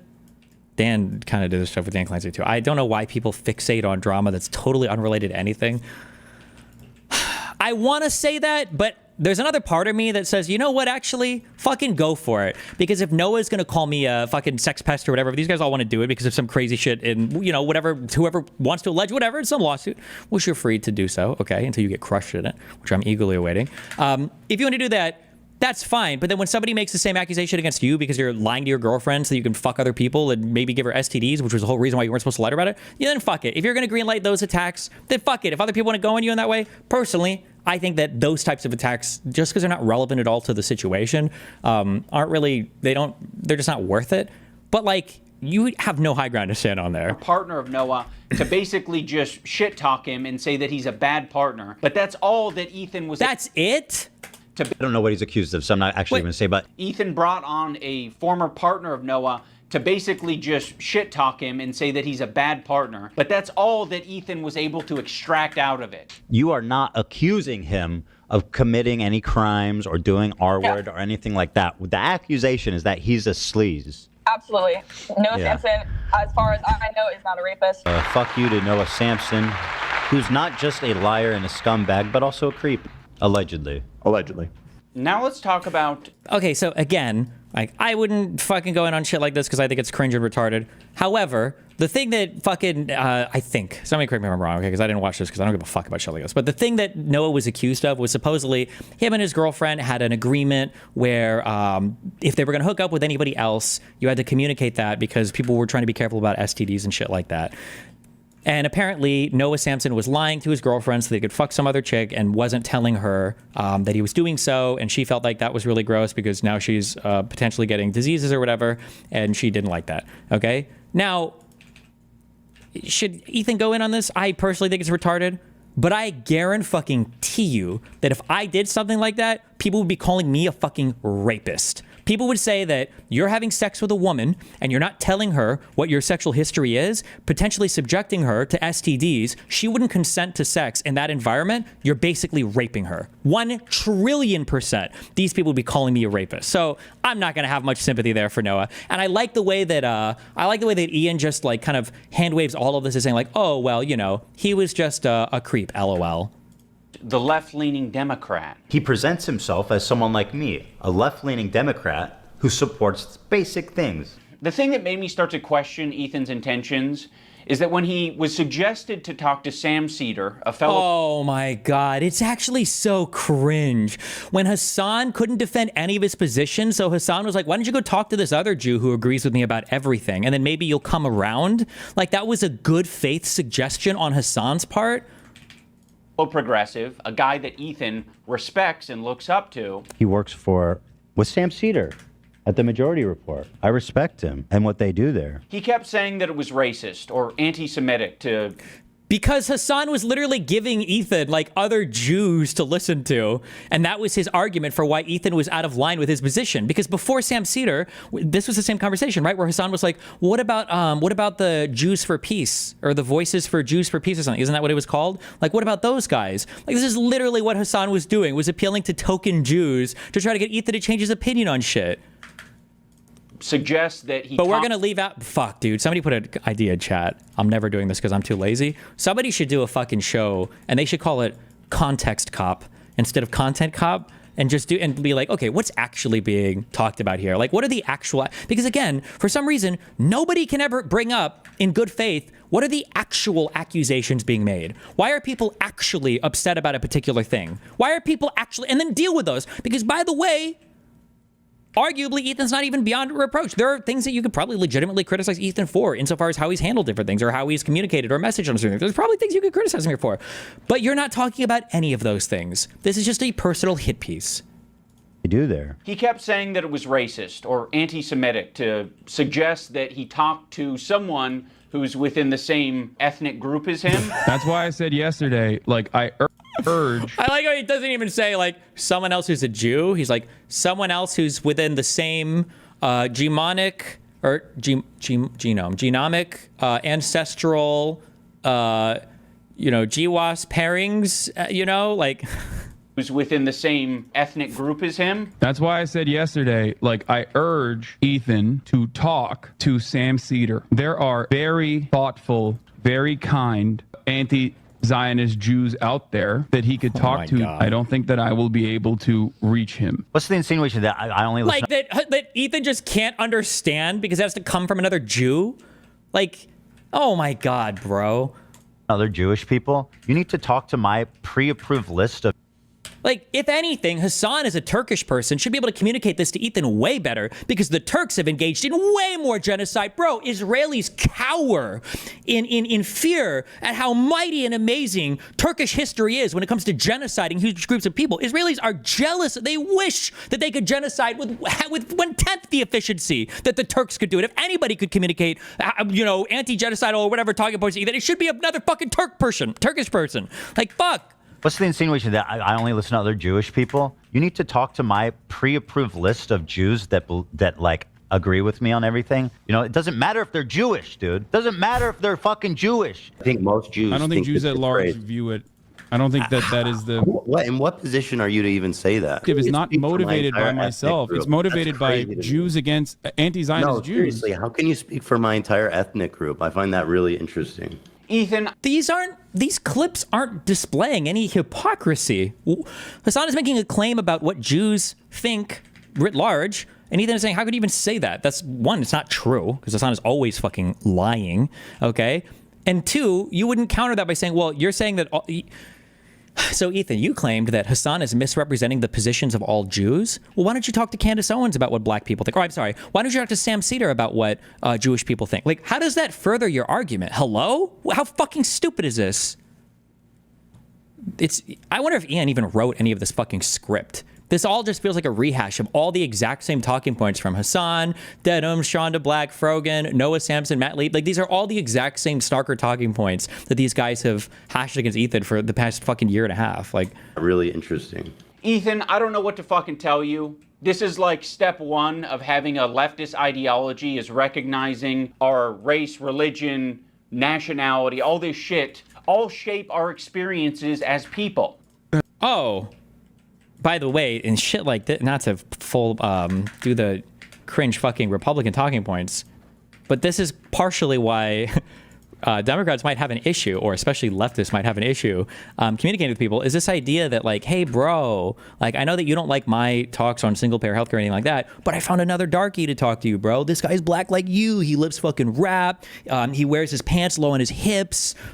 This guy, he's got chains. Like, you'll love this dude. He looks like you. He's the same type of guy. He could even be your fucking brother. He might be, for all I know. Like, listen to this guy. Talk to this dude. He'll fucking learn you some good shit, man. Haha. You know, bro, let's go. Like, what the fuck? What kind of, like, Ethan has a brain. It works. You can just communicate ideas to him. It doesn't have to come from another Jew for him to understand the point.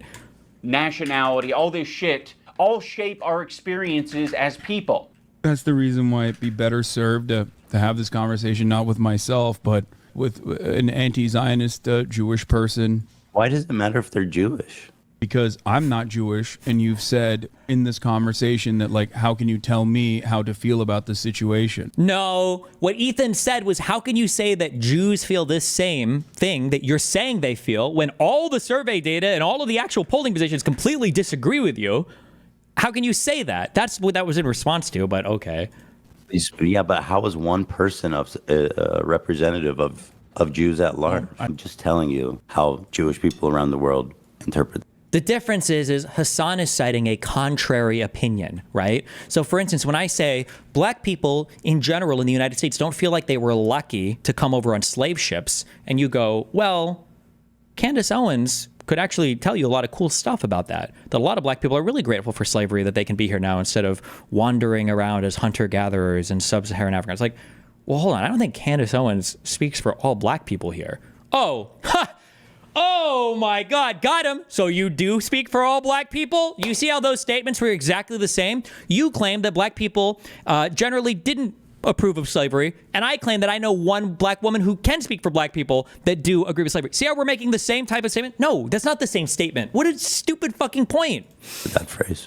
So yes, Ethan, on occasion you might be suggested to talk to someone who has some crossover with you. It doesn't have to be your ethnicity. It could possibly be someone who shares progressive ideology with you. It could possibly be someone who... But that's not why he said... That's not what you just said. That's not why he said you wanted to talk to him. Here's another progressive. It's because he was Jewish. Is of your same gender.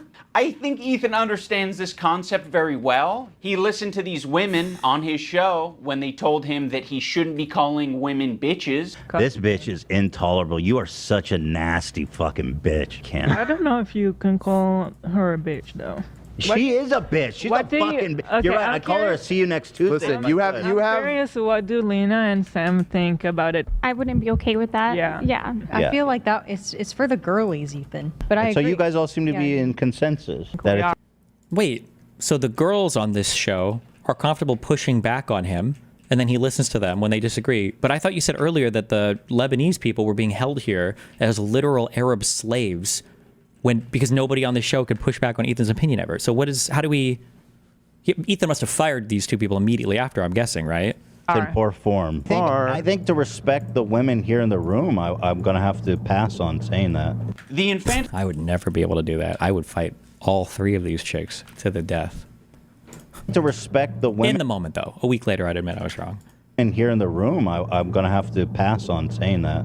The infantilization of Ethan Klein is fucking nauseating. He's not a child. He is absolutely capable of looking into Hassan, learning about his politics, interviewing, doing loads of things with Hassan. He's not a child. He is absolutely capable of looking into Hassan, learning about his politics, interviewing, doing loads of things to figure out where he stands. He presents himself as someone like me, a left-leaning Democrat who supports basic things. And for the first time, I noticed an inordinate amount of radical, hardcore leftists. I mean, I thought we were social democrats, not whatever this was. This comment from Hassan really started to sound some alarms in my head. I was already getting uncomfortable with our partnership. I started to wonder if I had any idea who this guy actually is. You made how many episodes with Hassan? Like, this guy made a fucking program with the big... Show him! I need the clip now, or I'll just spend the next 5 minutes looking for it. I don't know. Hold on, wait.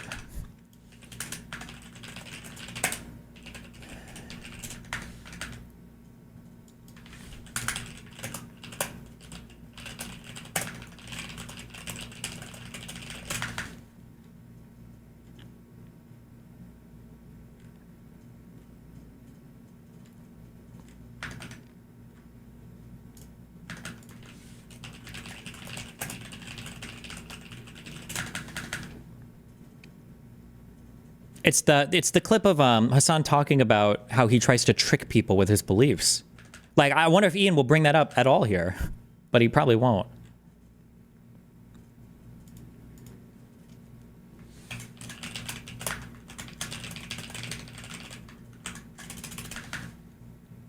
It's in the content nuke. I don't want the content nuke. I want the clip. I just want that one clip.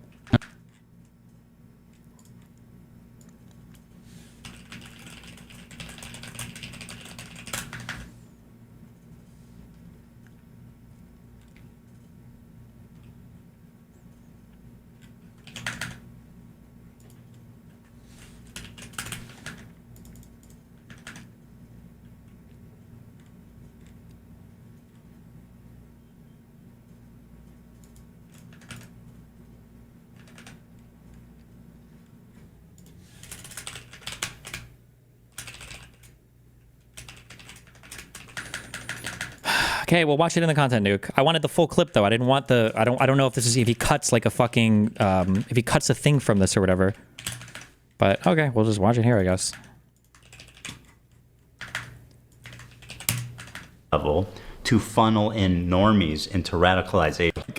Everything that he's done. Then I saw clips like this where Hassan is explaining how he's hiding his power level to funnel in normies into radicalization. I think that in the short term, in order to combat against that, you have to advocate for a much lighter form of propaganda. You want America, in the way that I feel about it, and if you want America to get out of the way for places with more revolutionary potential to do what they would normally do, I think that, you know, one thing you have to do is advocate for a lighter form while simultaneously still doing it. Wait, fuck. Thank you. But it's really hard to find accurate. Okay, we're listening to the whole 4 minutes of this. Okay, I'll speed this up a little bit. This is Second Thought, Tanky guy.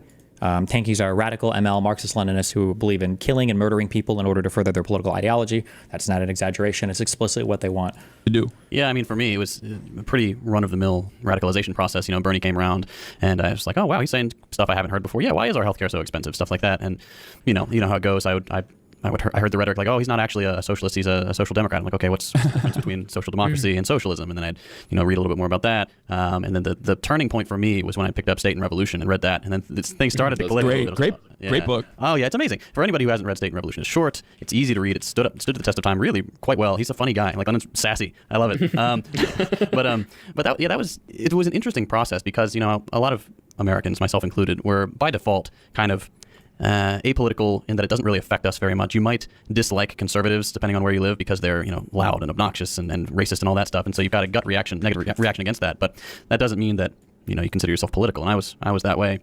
But it's really hard to find accurate information here in the U.S. when everything from our textbooks to like children's shows to sitcoms as you grow up to the news to movies, blockbuster movies, it's all so steeped in anti-communist propaganda, even to this day. And it's so you have this ingrained cultural revulsion or fear of anything that is seen as un-American. And that term has been so heavily conflated with left-wing economics, left-wing politics. I mean, properly left-wing, socialist and beyond, not the Democrats, which are clearly a right-wing party. What do you mean? The Democrats are...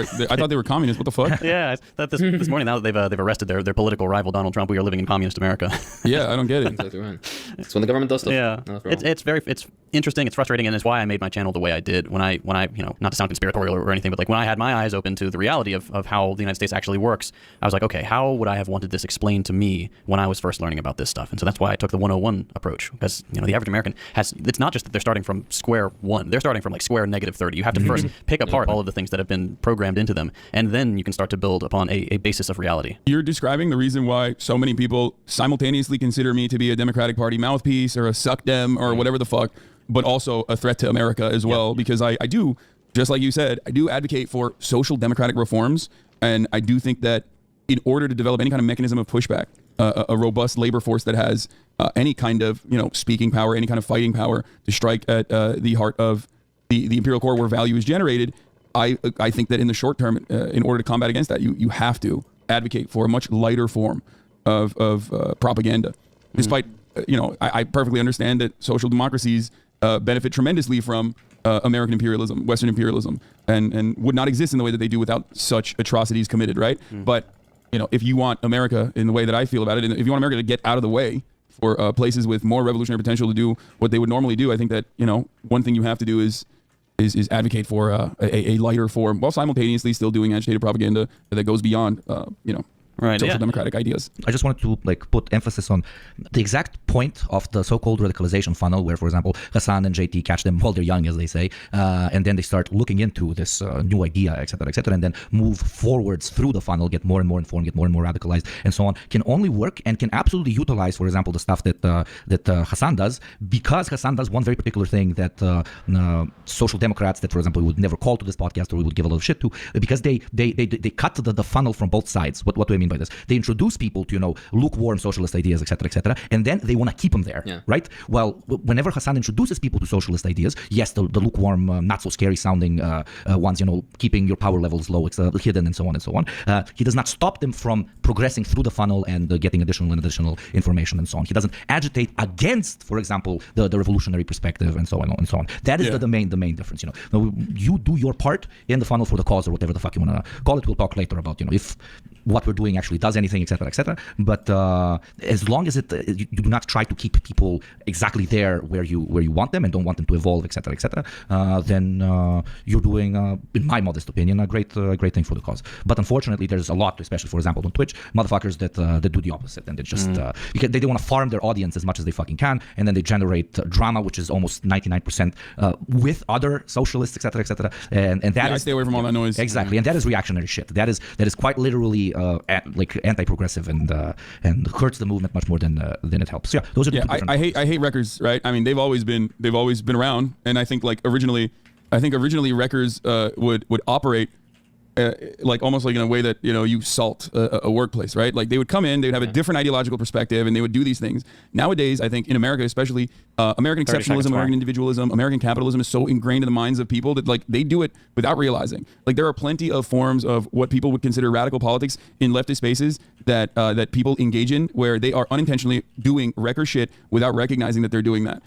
You have anarchists, radlibs. I mean, I guess there's more historical precedent to that. But you have so many different flavorings of the Nat socks or whatever, which is hilarious because that's just the most anti-materialist perspective. You can have nationalism in that regard, and all this other stuff that people engage with, and it just purely is that fight is purely fought on aesthetic grounds, which is inherently one, a mystification of class politics, and two, very liberal. It's the most liberal thing you can do to be like, oh my god, you wear expensive clothes, you're fucking not a real leftist. You need to, as a leftist, or as an anti-capitalist or socialist, you can't have a house. You can't make money. You need to live like an ascetic. Yeah, which is inherently it's inherently anti-socialist. I'm no dentist, but the entire point of what Hassan does is to serve as a funnel to more radical places. He's not actually a sock dem. He tries to catch people when they're young in their political journey so that he can prepare their minds for more socialist slop and then sends them further down the line. Hassan is completely and totally open about all of this. He is completely open, completely honest. He said all of this. Is 2 years old. He said all of this. So for this type of mindfuckery to happen, and for Ian to be like, well, why did you have him on your show? He literally explained this. Ethan has this in his content nuke about Hassan. He literally says it.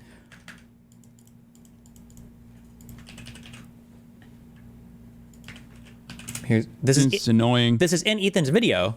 In and of itself, but I rarely ever engage with I would say even liberal or leftist infighting, because I think it's unproductive. I think it's harmful. I think it's stupid, and I think that even if I disagree with a content creator's worldview, even if I disagree with where they're coming from, there are always going to be people in their audience that might be a little bit more radical in their politics or ripe for radicalization, like those in the margins, who I would much rather have on my side than against me.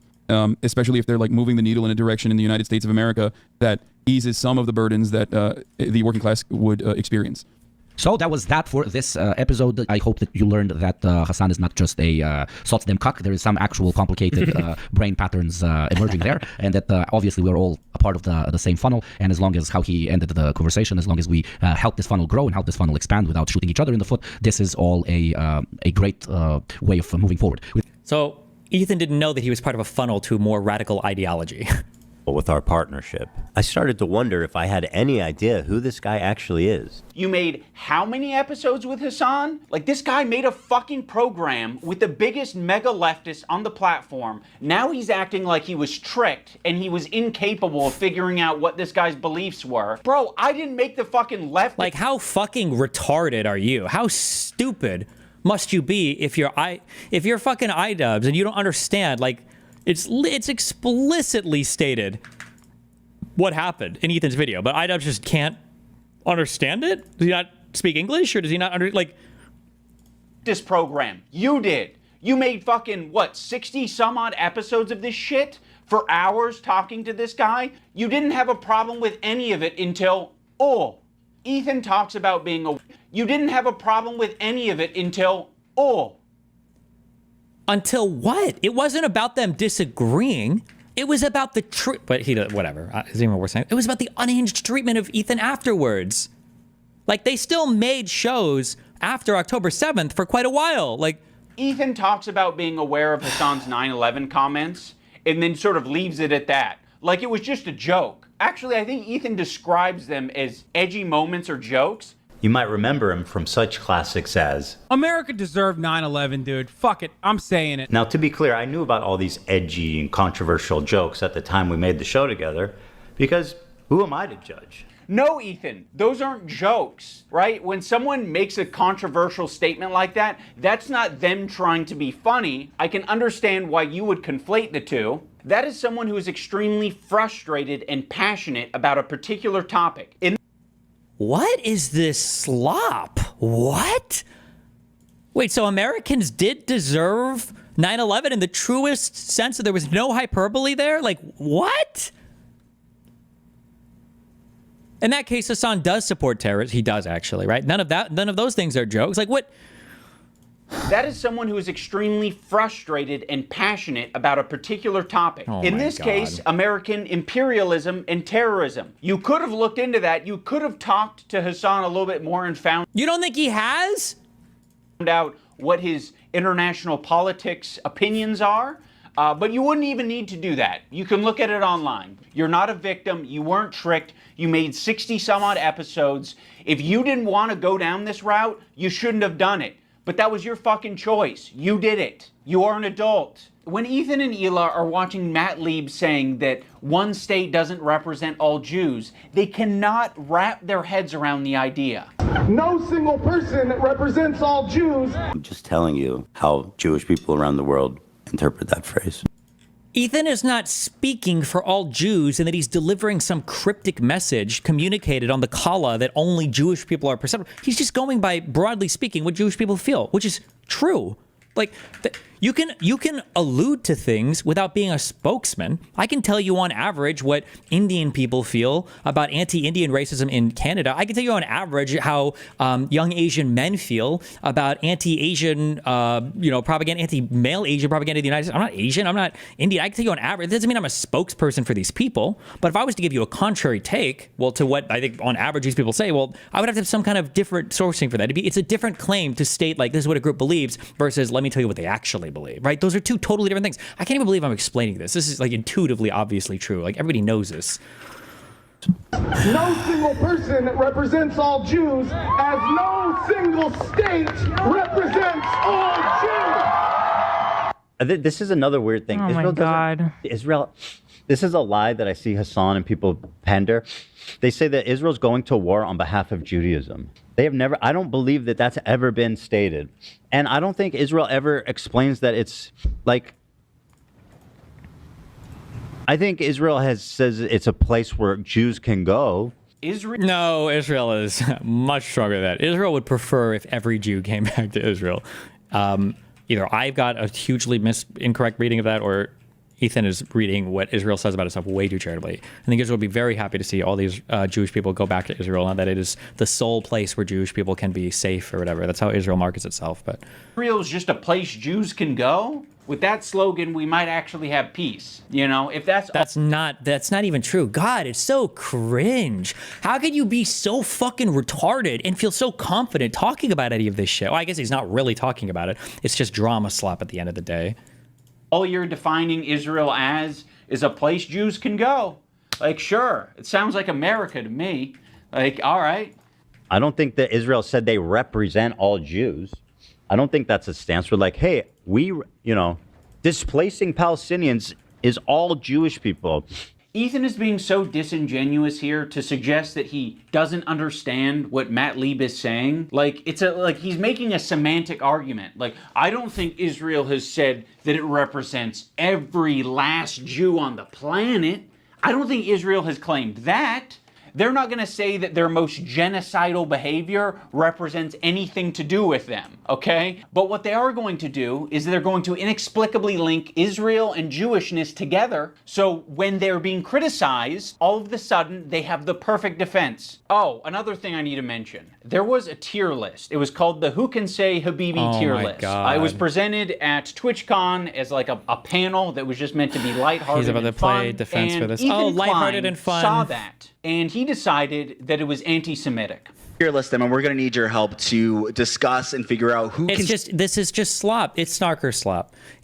This content cop is unironically just snarker slop from all the other dog shit videos. And it hurts me to say this even, okay? Because I don't like to compliment any of these people. But it's not even as good as those other videos. Like Noah Samson's video, I think, was just a better video than this. This isn't even a good video.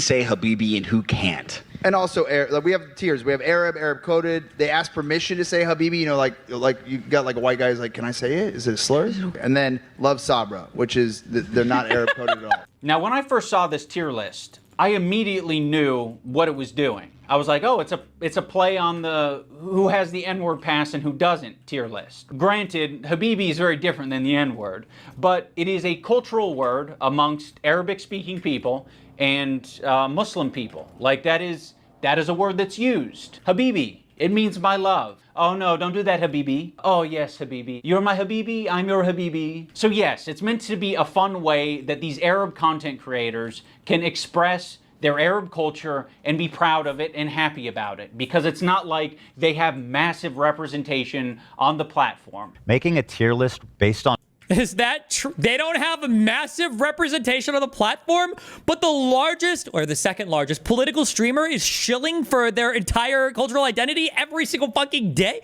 I'm sorry, who are your huge Zionists on the platform? Where are the Jews on the platform? What? What was that fucking comment? Are you serious?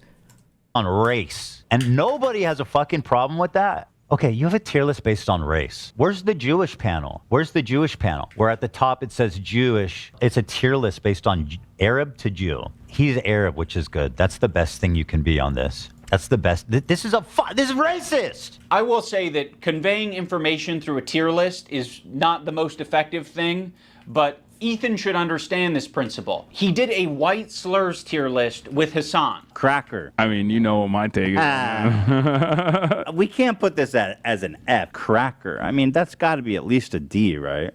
Pale face motherfucker. Pale face. I mean, again, I think that's an F. Ethan, well, sorry. Increasingly, you can't. I was going to say, this is different because Ethan is white. It's not the same thing. As the guy who is famous for doing the N-word tier list, you would think Ian, of all people, would understand the difference here, right? But nowadays, Nazis don't consider Jewish people white. I don't even know. Maybe leftists don't consider Jewish people white anymore. I'm actually not sure. So maybe now we've moved on to a world where we don't say that anymore, and the only white person involved in this skit is Hassan, who is very clearly and obviously white. But like, it's not the same thing. Hog. So Hog is my favorite. I use it all the time. Him and Hassan feel... Also, they're not... I don't think they were... An F. Hog. Were they putting streamers on this list? Hello? Wait, it's not the same thing. So Hog is my favorite. I use it all the time. Him and Hassan feel as though they're white guys, so they felt very comfortable talking about white slurs on their tier list. I think I'm more white than you. What do you think? I think I'm white. Like, I'm super white. Can you understand why Arabs might feel comfortable talking about Arab shit on their... What if they had a... I'm trying to think. I don't even know what word you would use. What?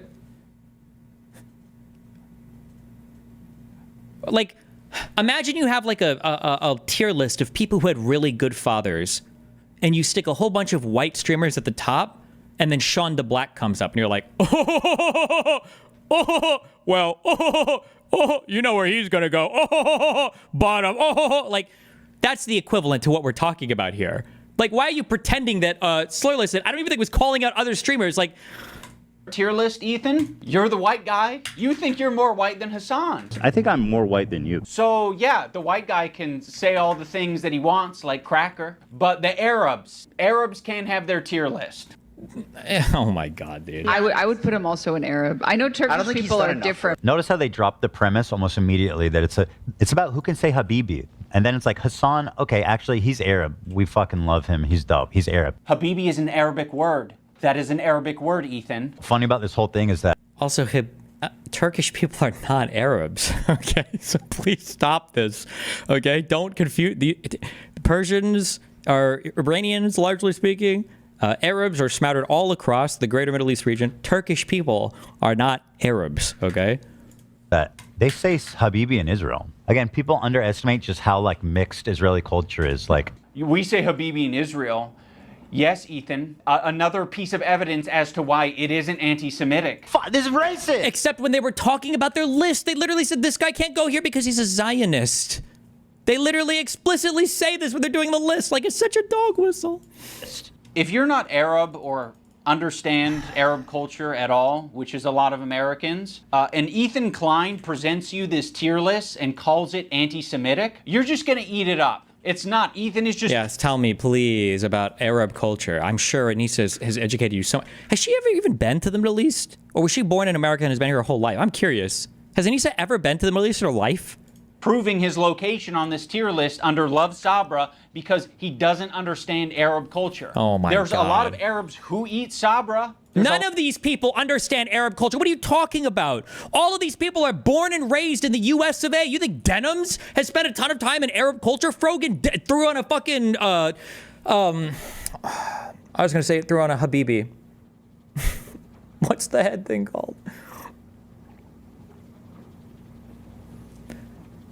Hijab. And calls herself part of Arab culture. These are the whitest, most online, like super online people. They all went to college. They had middle-class family and upbringing. These are Americans, all right? These are Americans through and through. They might have last names that would imply otherwise, or they might be a slightly darker shade of white than you, but to pretend like they have some keen or unique insight into the Middle East or Middle Eastern culture, when I don't even know how many people have ever been to the Middle East before, is a fucking joke. And it's racist. Fuck you. Like, culture is some sort of like ethnically essential part of your identity. A lot of people like me who eat Sabra. Fucking yeah. Frogan was on a show talking about how horrible Israel was. This is like a few months ago and didn't even know what the fuck a Druze was. And she says she's fucking Lebanese, right? Like, what the fuck?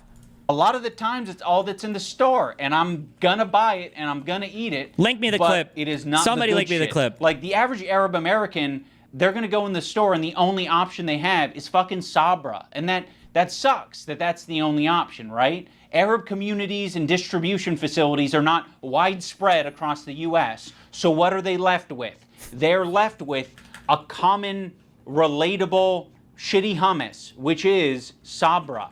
And what's so fucking pathetic about this whole thing is after he was able to get these Arab creators banned off of Twitch for 30 days, he goes on to talk about how bad Sabra hummus is on his show. I don't think anybody wants to prefer Sabra over homemade like restaurant quality hummus. You know, it's what's there. Like weirdly fluffy. It is Sabra. fluffy. Weird. Yeah. I would buy it sometimes and eat it. It's not the best. The problem is with Sabra, in my opinion, it's only good for the first 2 days. For some reason, like when you eat this Sabra shit, it just feels so much heavier. Imagine eating a whole fucking vat of Sabra. That's crazy. Yeah. I've never liked hummus. Oh, okay. Well, you hate Jews then.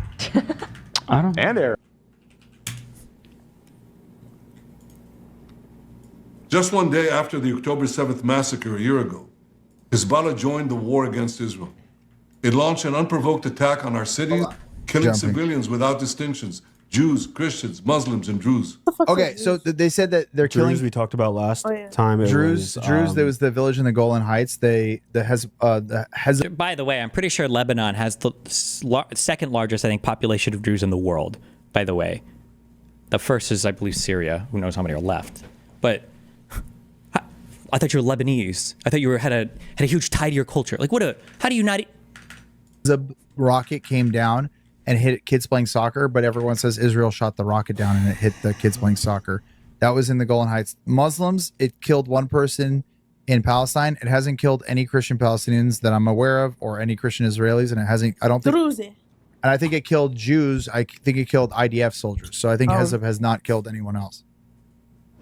Israel has decided to put an end to this. We've decided to do whatever. It's completely impossible to be Lebanese but not know what Druze is, because she's not. She's not Lebanese. She's an American. I don't even think there's. Is there? Would you even consider there to be like a Lebanese ethnicity? Like there are so many different groups of people that live in Lebanon. There was supposed to be the tri-equal religious representation in the fucking government. There might be people who are considered. I actually don't even know that, but she's an American. She doesn't know fuck all about the Middle East or fucking Lebanon. Where is necessary. She knows about. She's from Michigan. Okay. People safely to their homes. By killing people. Israel has a right to defend. Listen to this part. Israel also has a right to win, and Israel will win. Israel has a right to win is fucking insane. That's crazy, insane. chat. To win what? Return to where? To Lebanon? No, what they're saying is they're trying. So what he's trying to do is he's trying to get rid of. He's bullshitting. The people, okay, he's got over 100,000 people in northern Israel that will not go back to their settlements in northern Israel. Goodbye, go back to fucking Brooklyn, bitch. Like, you have your... That's racist, by the way. That's a racist dog whistle. Arabs love to use this one on Jewish people, is the idea that Jewish people were never actually from the Middle East ever. They didn't exist in the Middle East ever. Jewish people are all transplants from either Europe or from the United States. But, you know, we're not going to call that out. Fucking house there. Okay, so that... But whatever. Arabs. Yeah. This is racist. Yeah, it's almost like you can have a discussion about Sabra hummus being a bad hummus without it being at all related to a Jewish thing or an Israeli thing. He can have that discussion as much as he wants on his podcast. In Lebanon, we make fun of these people, OG. Everybody makes fun of Americans that do that. For Americans that say that they're Irish or Italian, when they're American Irish or Irish American or Italian American, everybody around the world makes fun of Americans that do this shit. Arabs are not unique here. It's cringe. Because we all know his intentions aren't anti-Semitic. This is what he did. He hit his heart hard. The Zionism is leading to... Well, how was that? He was literally showing something that Elon Musk did. Are we pretending like he was... What was even the point of that? Hello? Not accepting other cultures, embracing their own culture, and instead thinking that that is an attack on you. There's this incident on the podcast... Wait! Did he just say, how can Ethan interpret this as an attack on him? Didn't they literally call Ethan out, literally explicitly, while they did that demonstration? Didn't Ethan come up and they put him on the bottom of the list explicitly? Didn't they say that in that same presentation? What? He's on the tier list. He's literally on the fucking list. That other cultures embracing their own culture and instead thinking that that is an attack on you.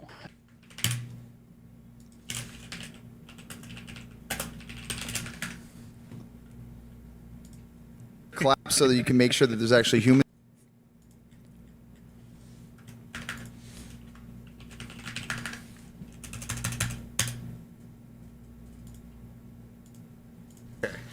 The next person is one of my favorite people, Ethan Klein. I told you guys to clap. This is a good reaction. That was a good one. That's good. All right. Turn that up. Turn giraffes. We all know where this is going. Okay. I like how we're giving audience input. They're like, you know, fuck what you guys had to say. Dude, where's the? You guys are missing a category for Zionist. What does that have to do with Sabra, though? What? I'm so confused right now. What does that have to do with Sabra? And it's so funny because Ian is going to retreat to the exact same excuse that he used to use with his content that now he calls out. And I know what he would say. Ian would go, well, come on. That was just a joke. Whenever somebody says it's just a joke, your next response or your response to that should be, oh, okay, that's fair. What's the joke? Tell me why I'm supposed to laugh at this. I'm curious. I just want to know. Can you tell me what the joke is here? What's supposed to be funny about this? Own it.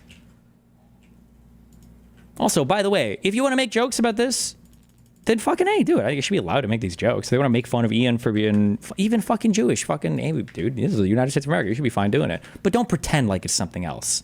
Don't pretend like that's not what you're doing. Okay? At least fucking own it. That was a joke. That was just a joke in my. Denim. Well, obviously it's Love Sabra, right? Yeah, it has to be. That's easy. That's Definitely Love Sabra. All right, so there he Are we goes. being messy? Yes. Good. You put him as number. Yeah.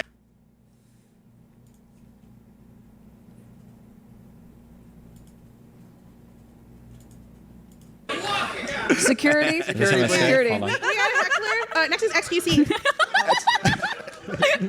Damn, they're kissing. Yeah. Oh my god, that's so mean. We should at least move him up one. Let's put it on Love Sabra, maybe. Yeah, yeah. He's like its own category. It's its own category. He's in. Yeah. The bottom. Mike. Mike, I'm sorry. Don't make him kiss, Scoot. Don't make him kiss. The panel has decided. Yeah, we're not debating here. You guys, I may look like Hassanabi, but I'm not him, honey. You don't look like Hassan Piker. You look like Miskif. We already said that. The next person is Myth. Arrow. Okay. Like, they mentioned him like 3 or 4 times in this video, and he's like, why are you making this about you, bro? Sure. And instead thinking that that is an attack on you. There's this incident on the podcast where they were reacting to Cutie Cinderella, and Ethan was laughing during it. So that ended up being a pretty important wake-up call for Ethan. He made an apology video directed at Cutie Cinderella, and it was graded by a professional psychologist, Dr. Kirk Honda of Psychology in Seattle, and Ethan got an A+ rating. In terms of a public apology, this is A+.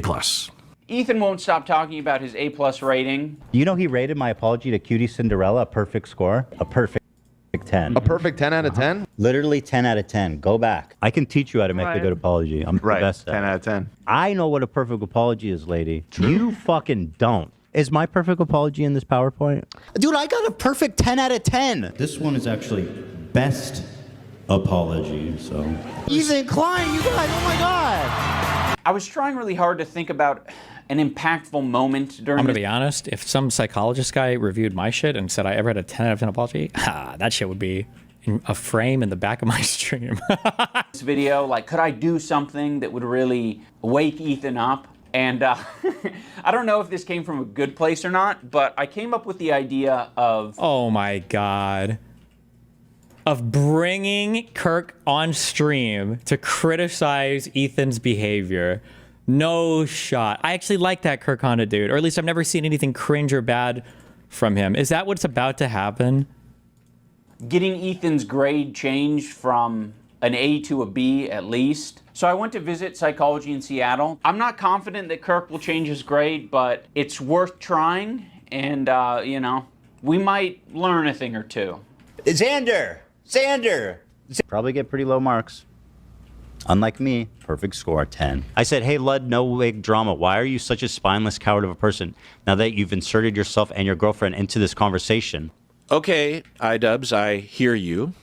You're in the room with me right now. I hear you. I hear your request. I understand it. I can understand where it's coming from. And I guess have a policy that when there is a grade for an apology, I am just grading that discrete apology as I see it without taking any consideration of prior or future behavior. If you're wanting me to comment on the overall behavior or the recent behavior from the clips that you have shown me, I believe that Ethan is a good person and that eventually he will feel sorrow and will feel sorry and will apologize, and I will be there to evaluate that apology when it happens, which I know it will. Oh, bro. What a fucking based god.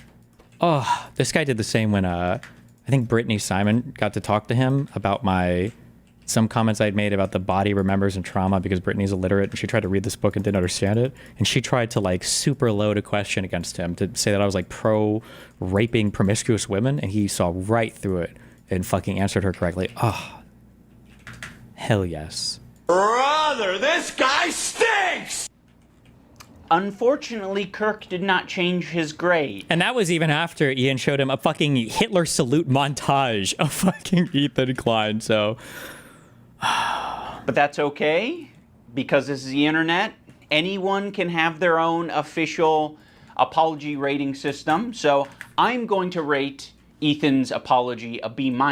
That's just based on my own feelings and my own rubric. When Psychology in Seattle was watching these video clips of Ethan, he said that it looks like Ethan could just use a hug. Now, of course, it kind of pisses me off to hear that shit, because I'm like, what are we doing? What are we saying? He needs a hug? No, he doesn't need a hug. He needs a good fucking ass whooping is what he needs. I think something that's very important to me in...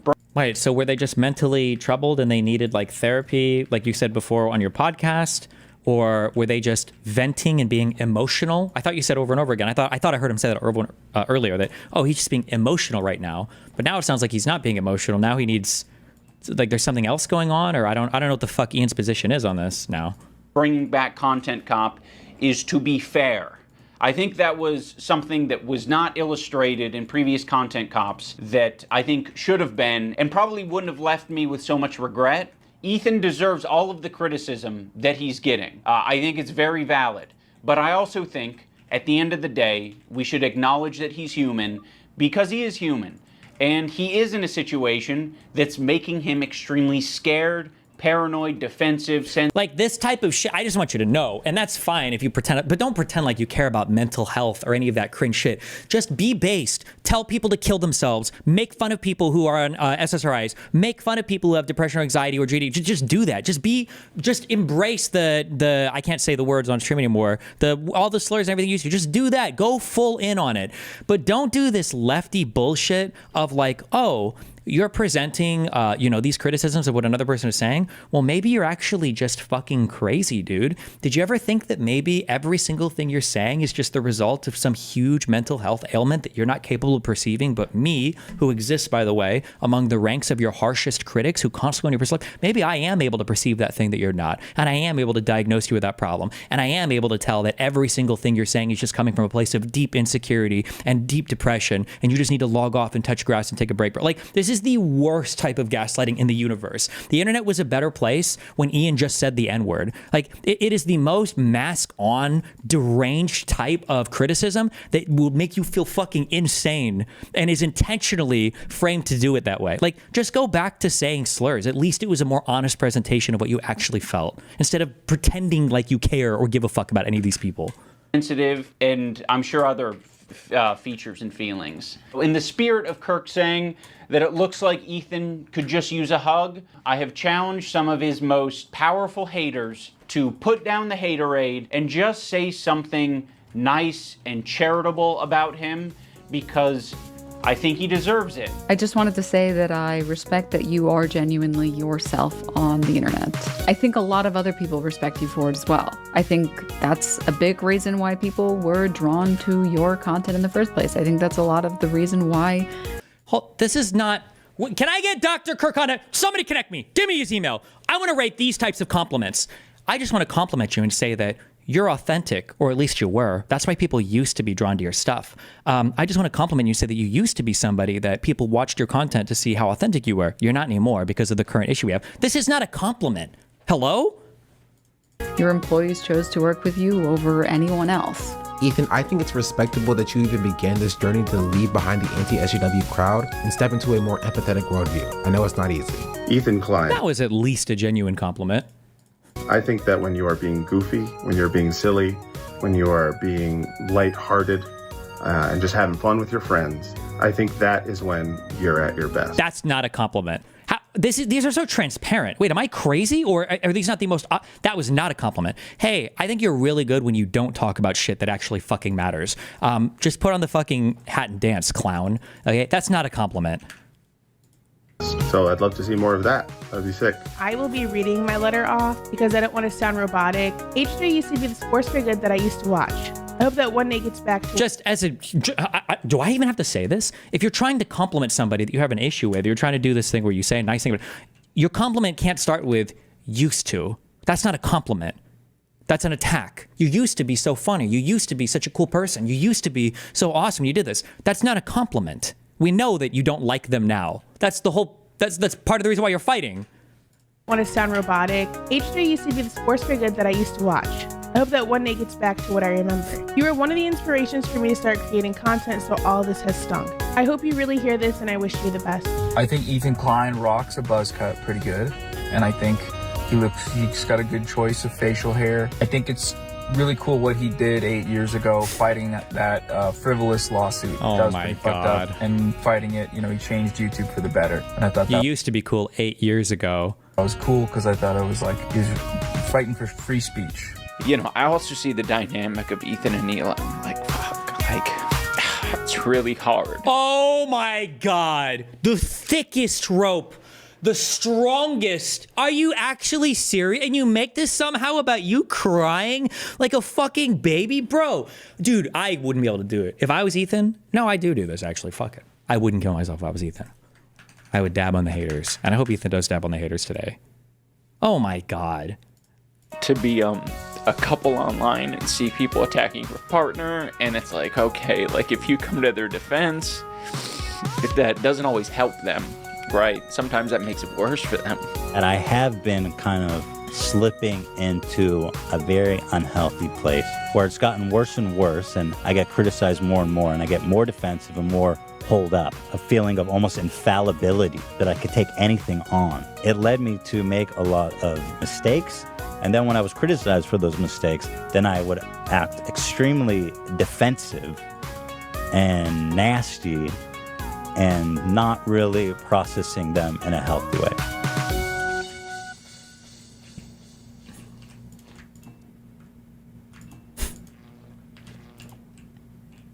It's so unhinged.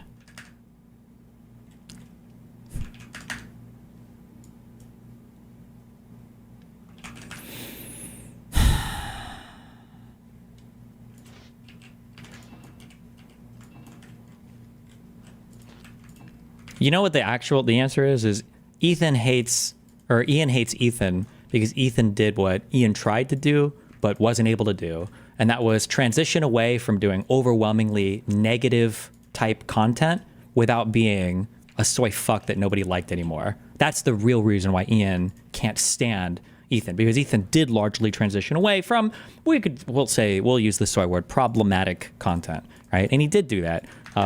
I have not a lot of people. Actually, most people that try to do that failed fucking miserably. I did. I think I did a pretty good job doing it. Ethan did. Ethan did a really good job doing it. Ian wasn't able to do it. He was one of the creators that fell into the soy-chasm, which is where you try to step away from problematic behavior, but then as a result of that, somehow you lose the ability to be funny or entertaining or to deliver messages that don't just seem contrived and pandery. And I think that's the real reason why Ian made this, and he was pressured by a whole bunch of other soy fucks on the internet as part of these weird snarker, anti-fan, lunatic fucking communities. And that's where 80% of this video is coming from. Jesus.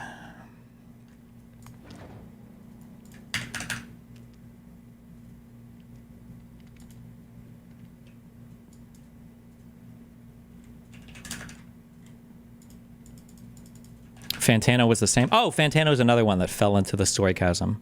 True.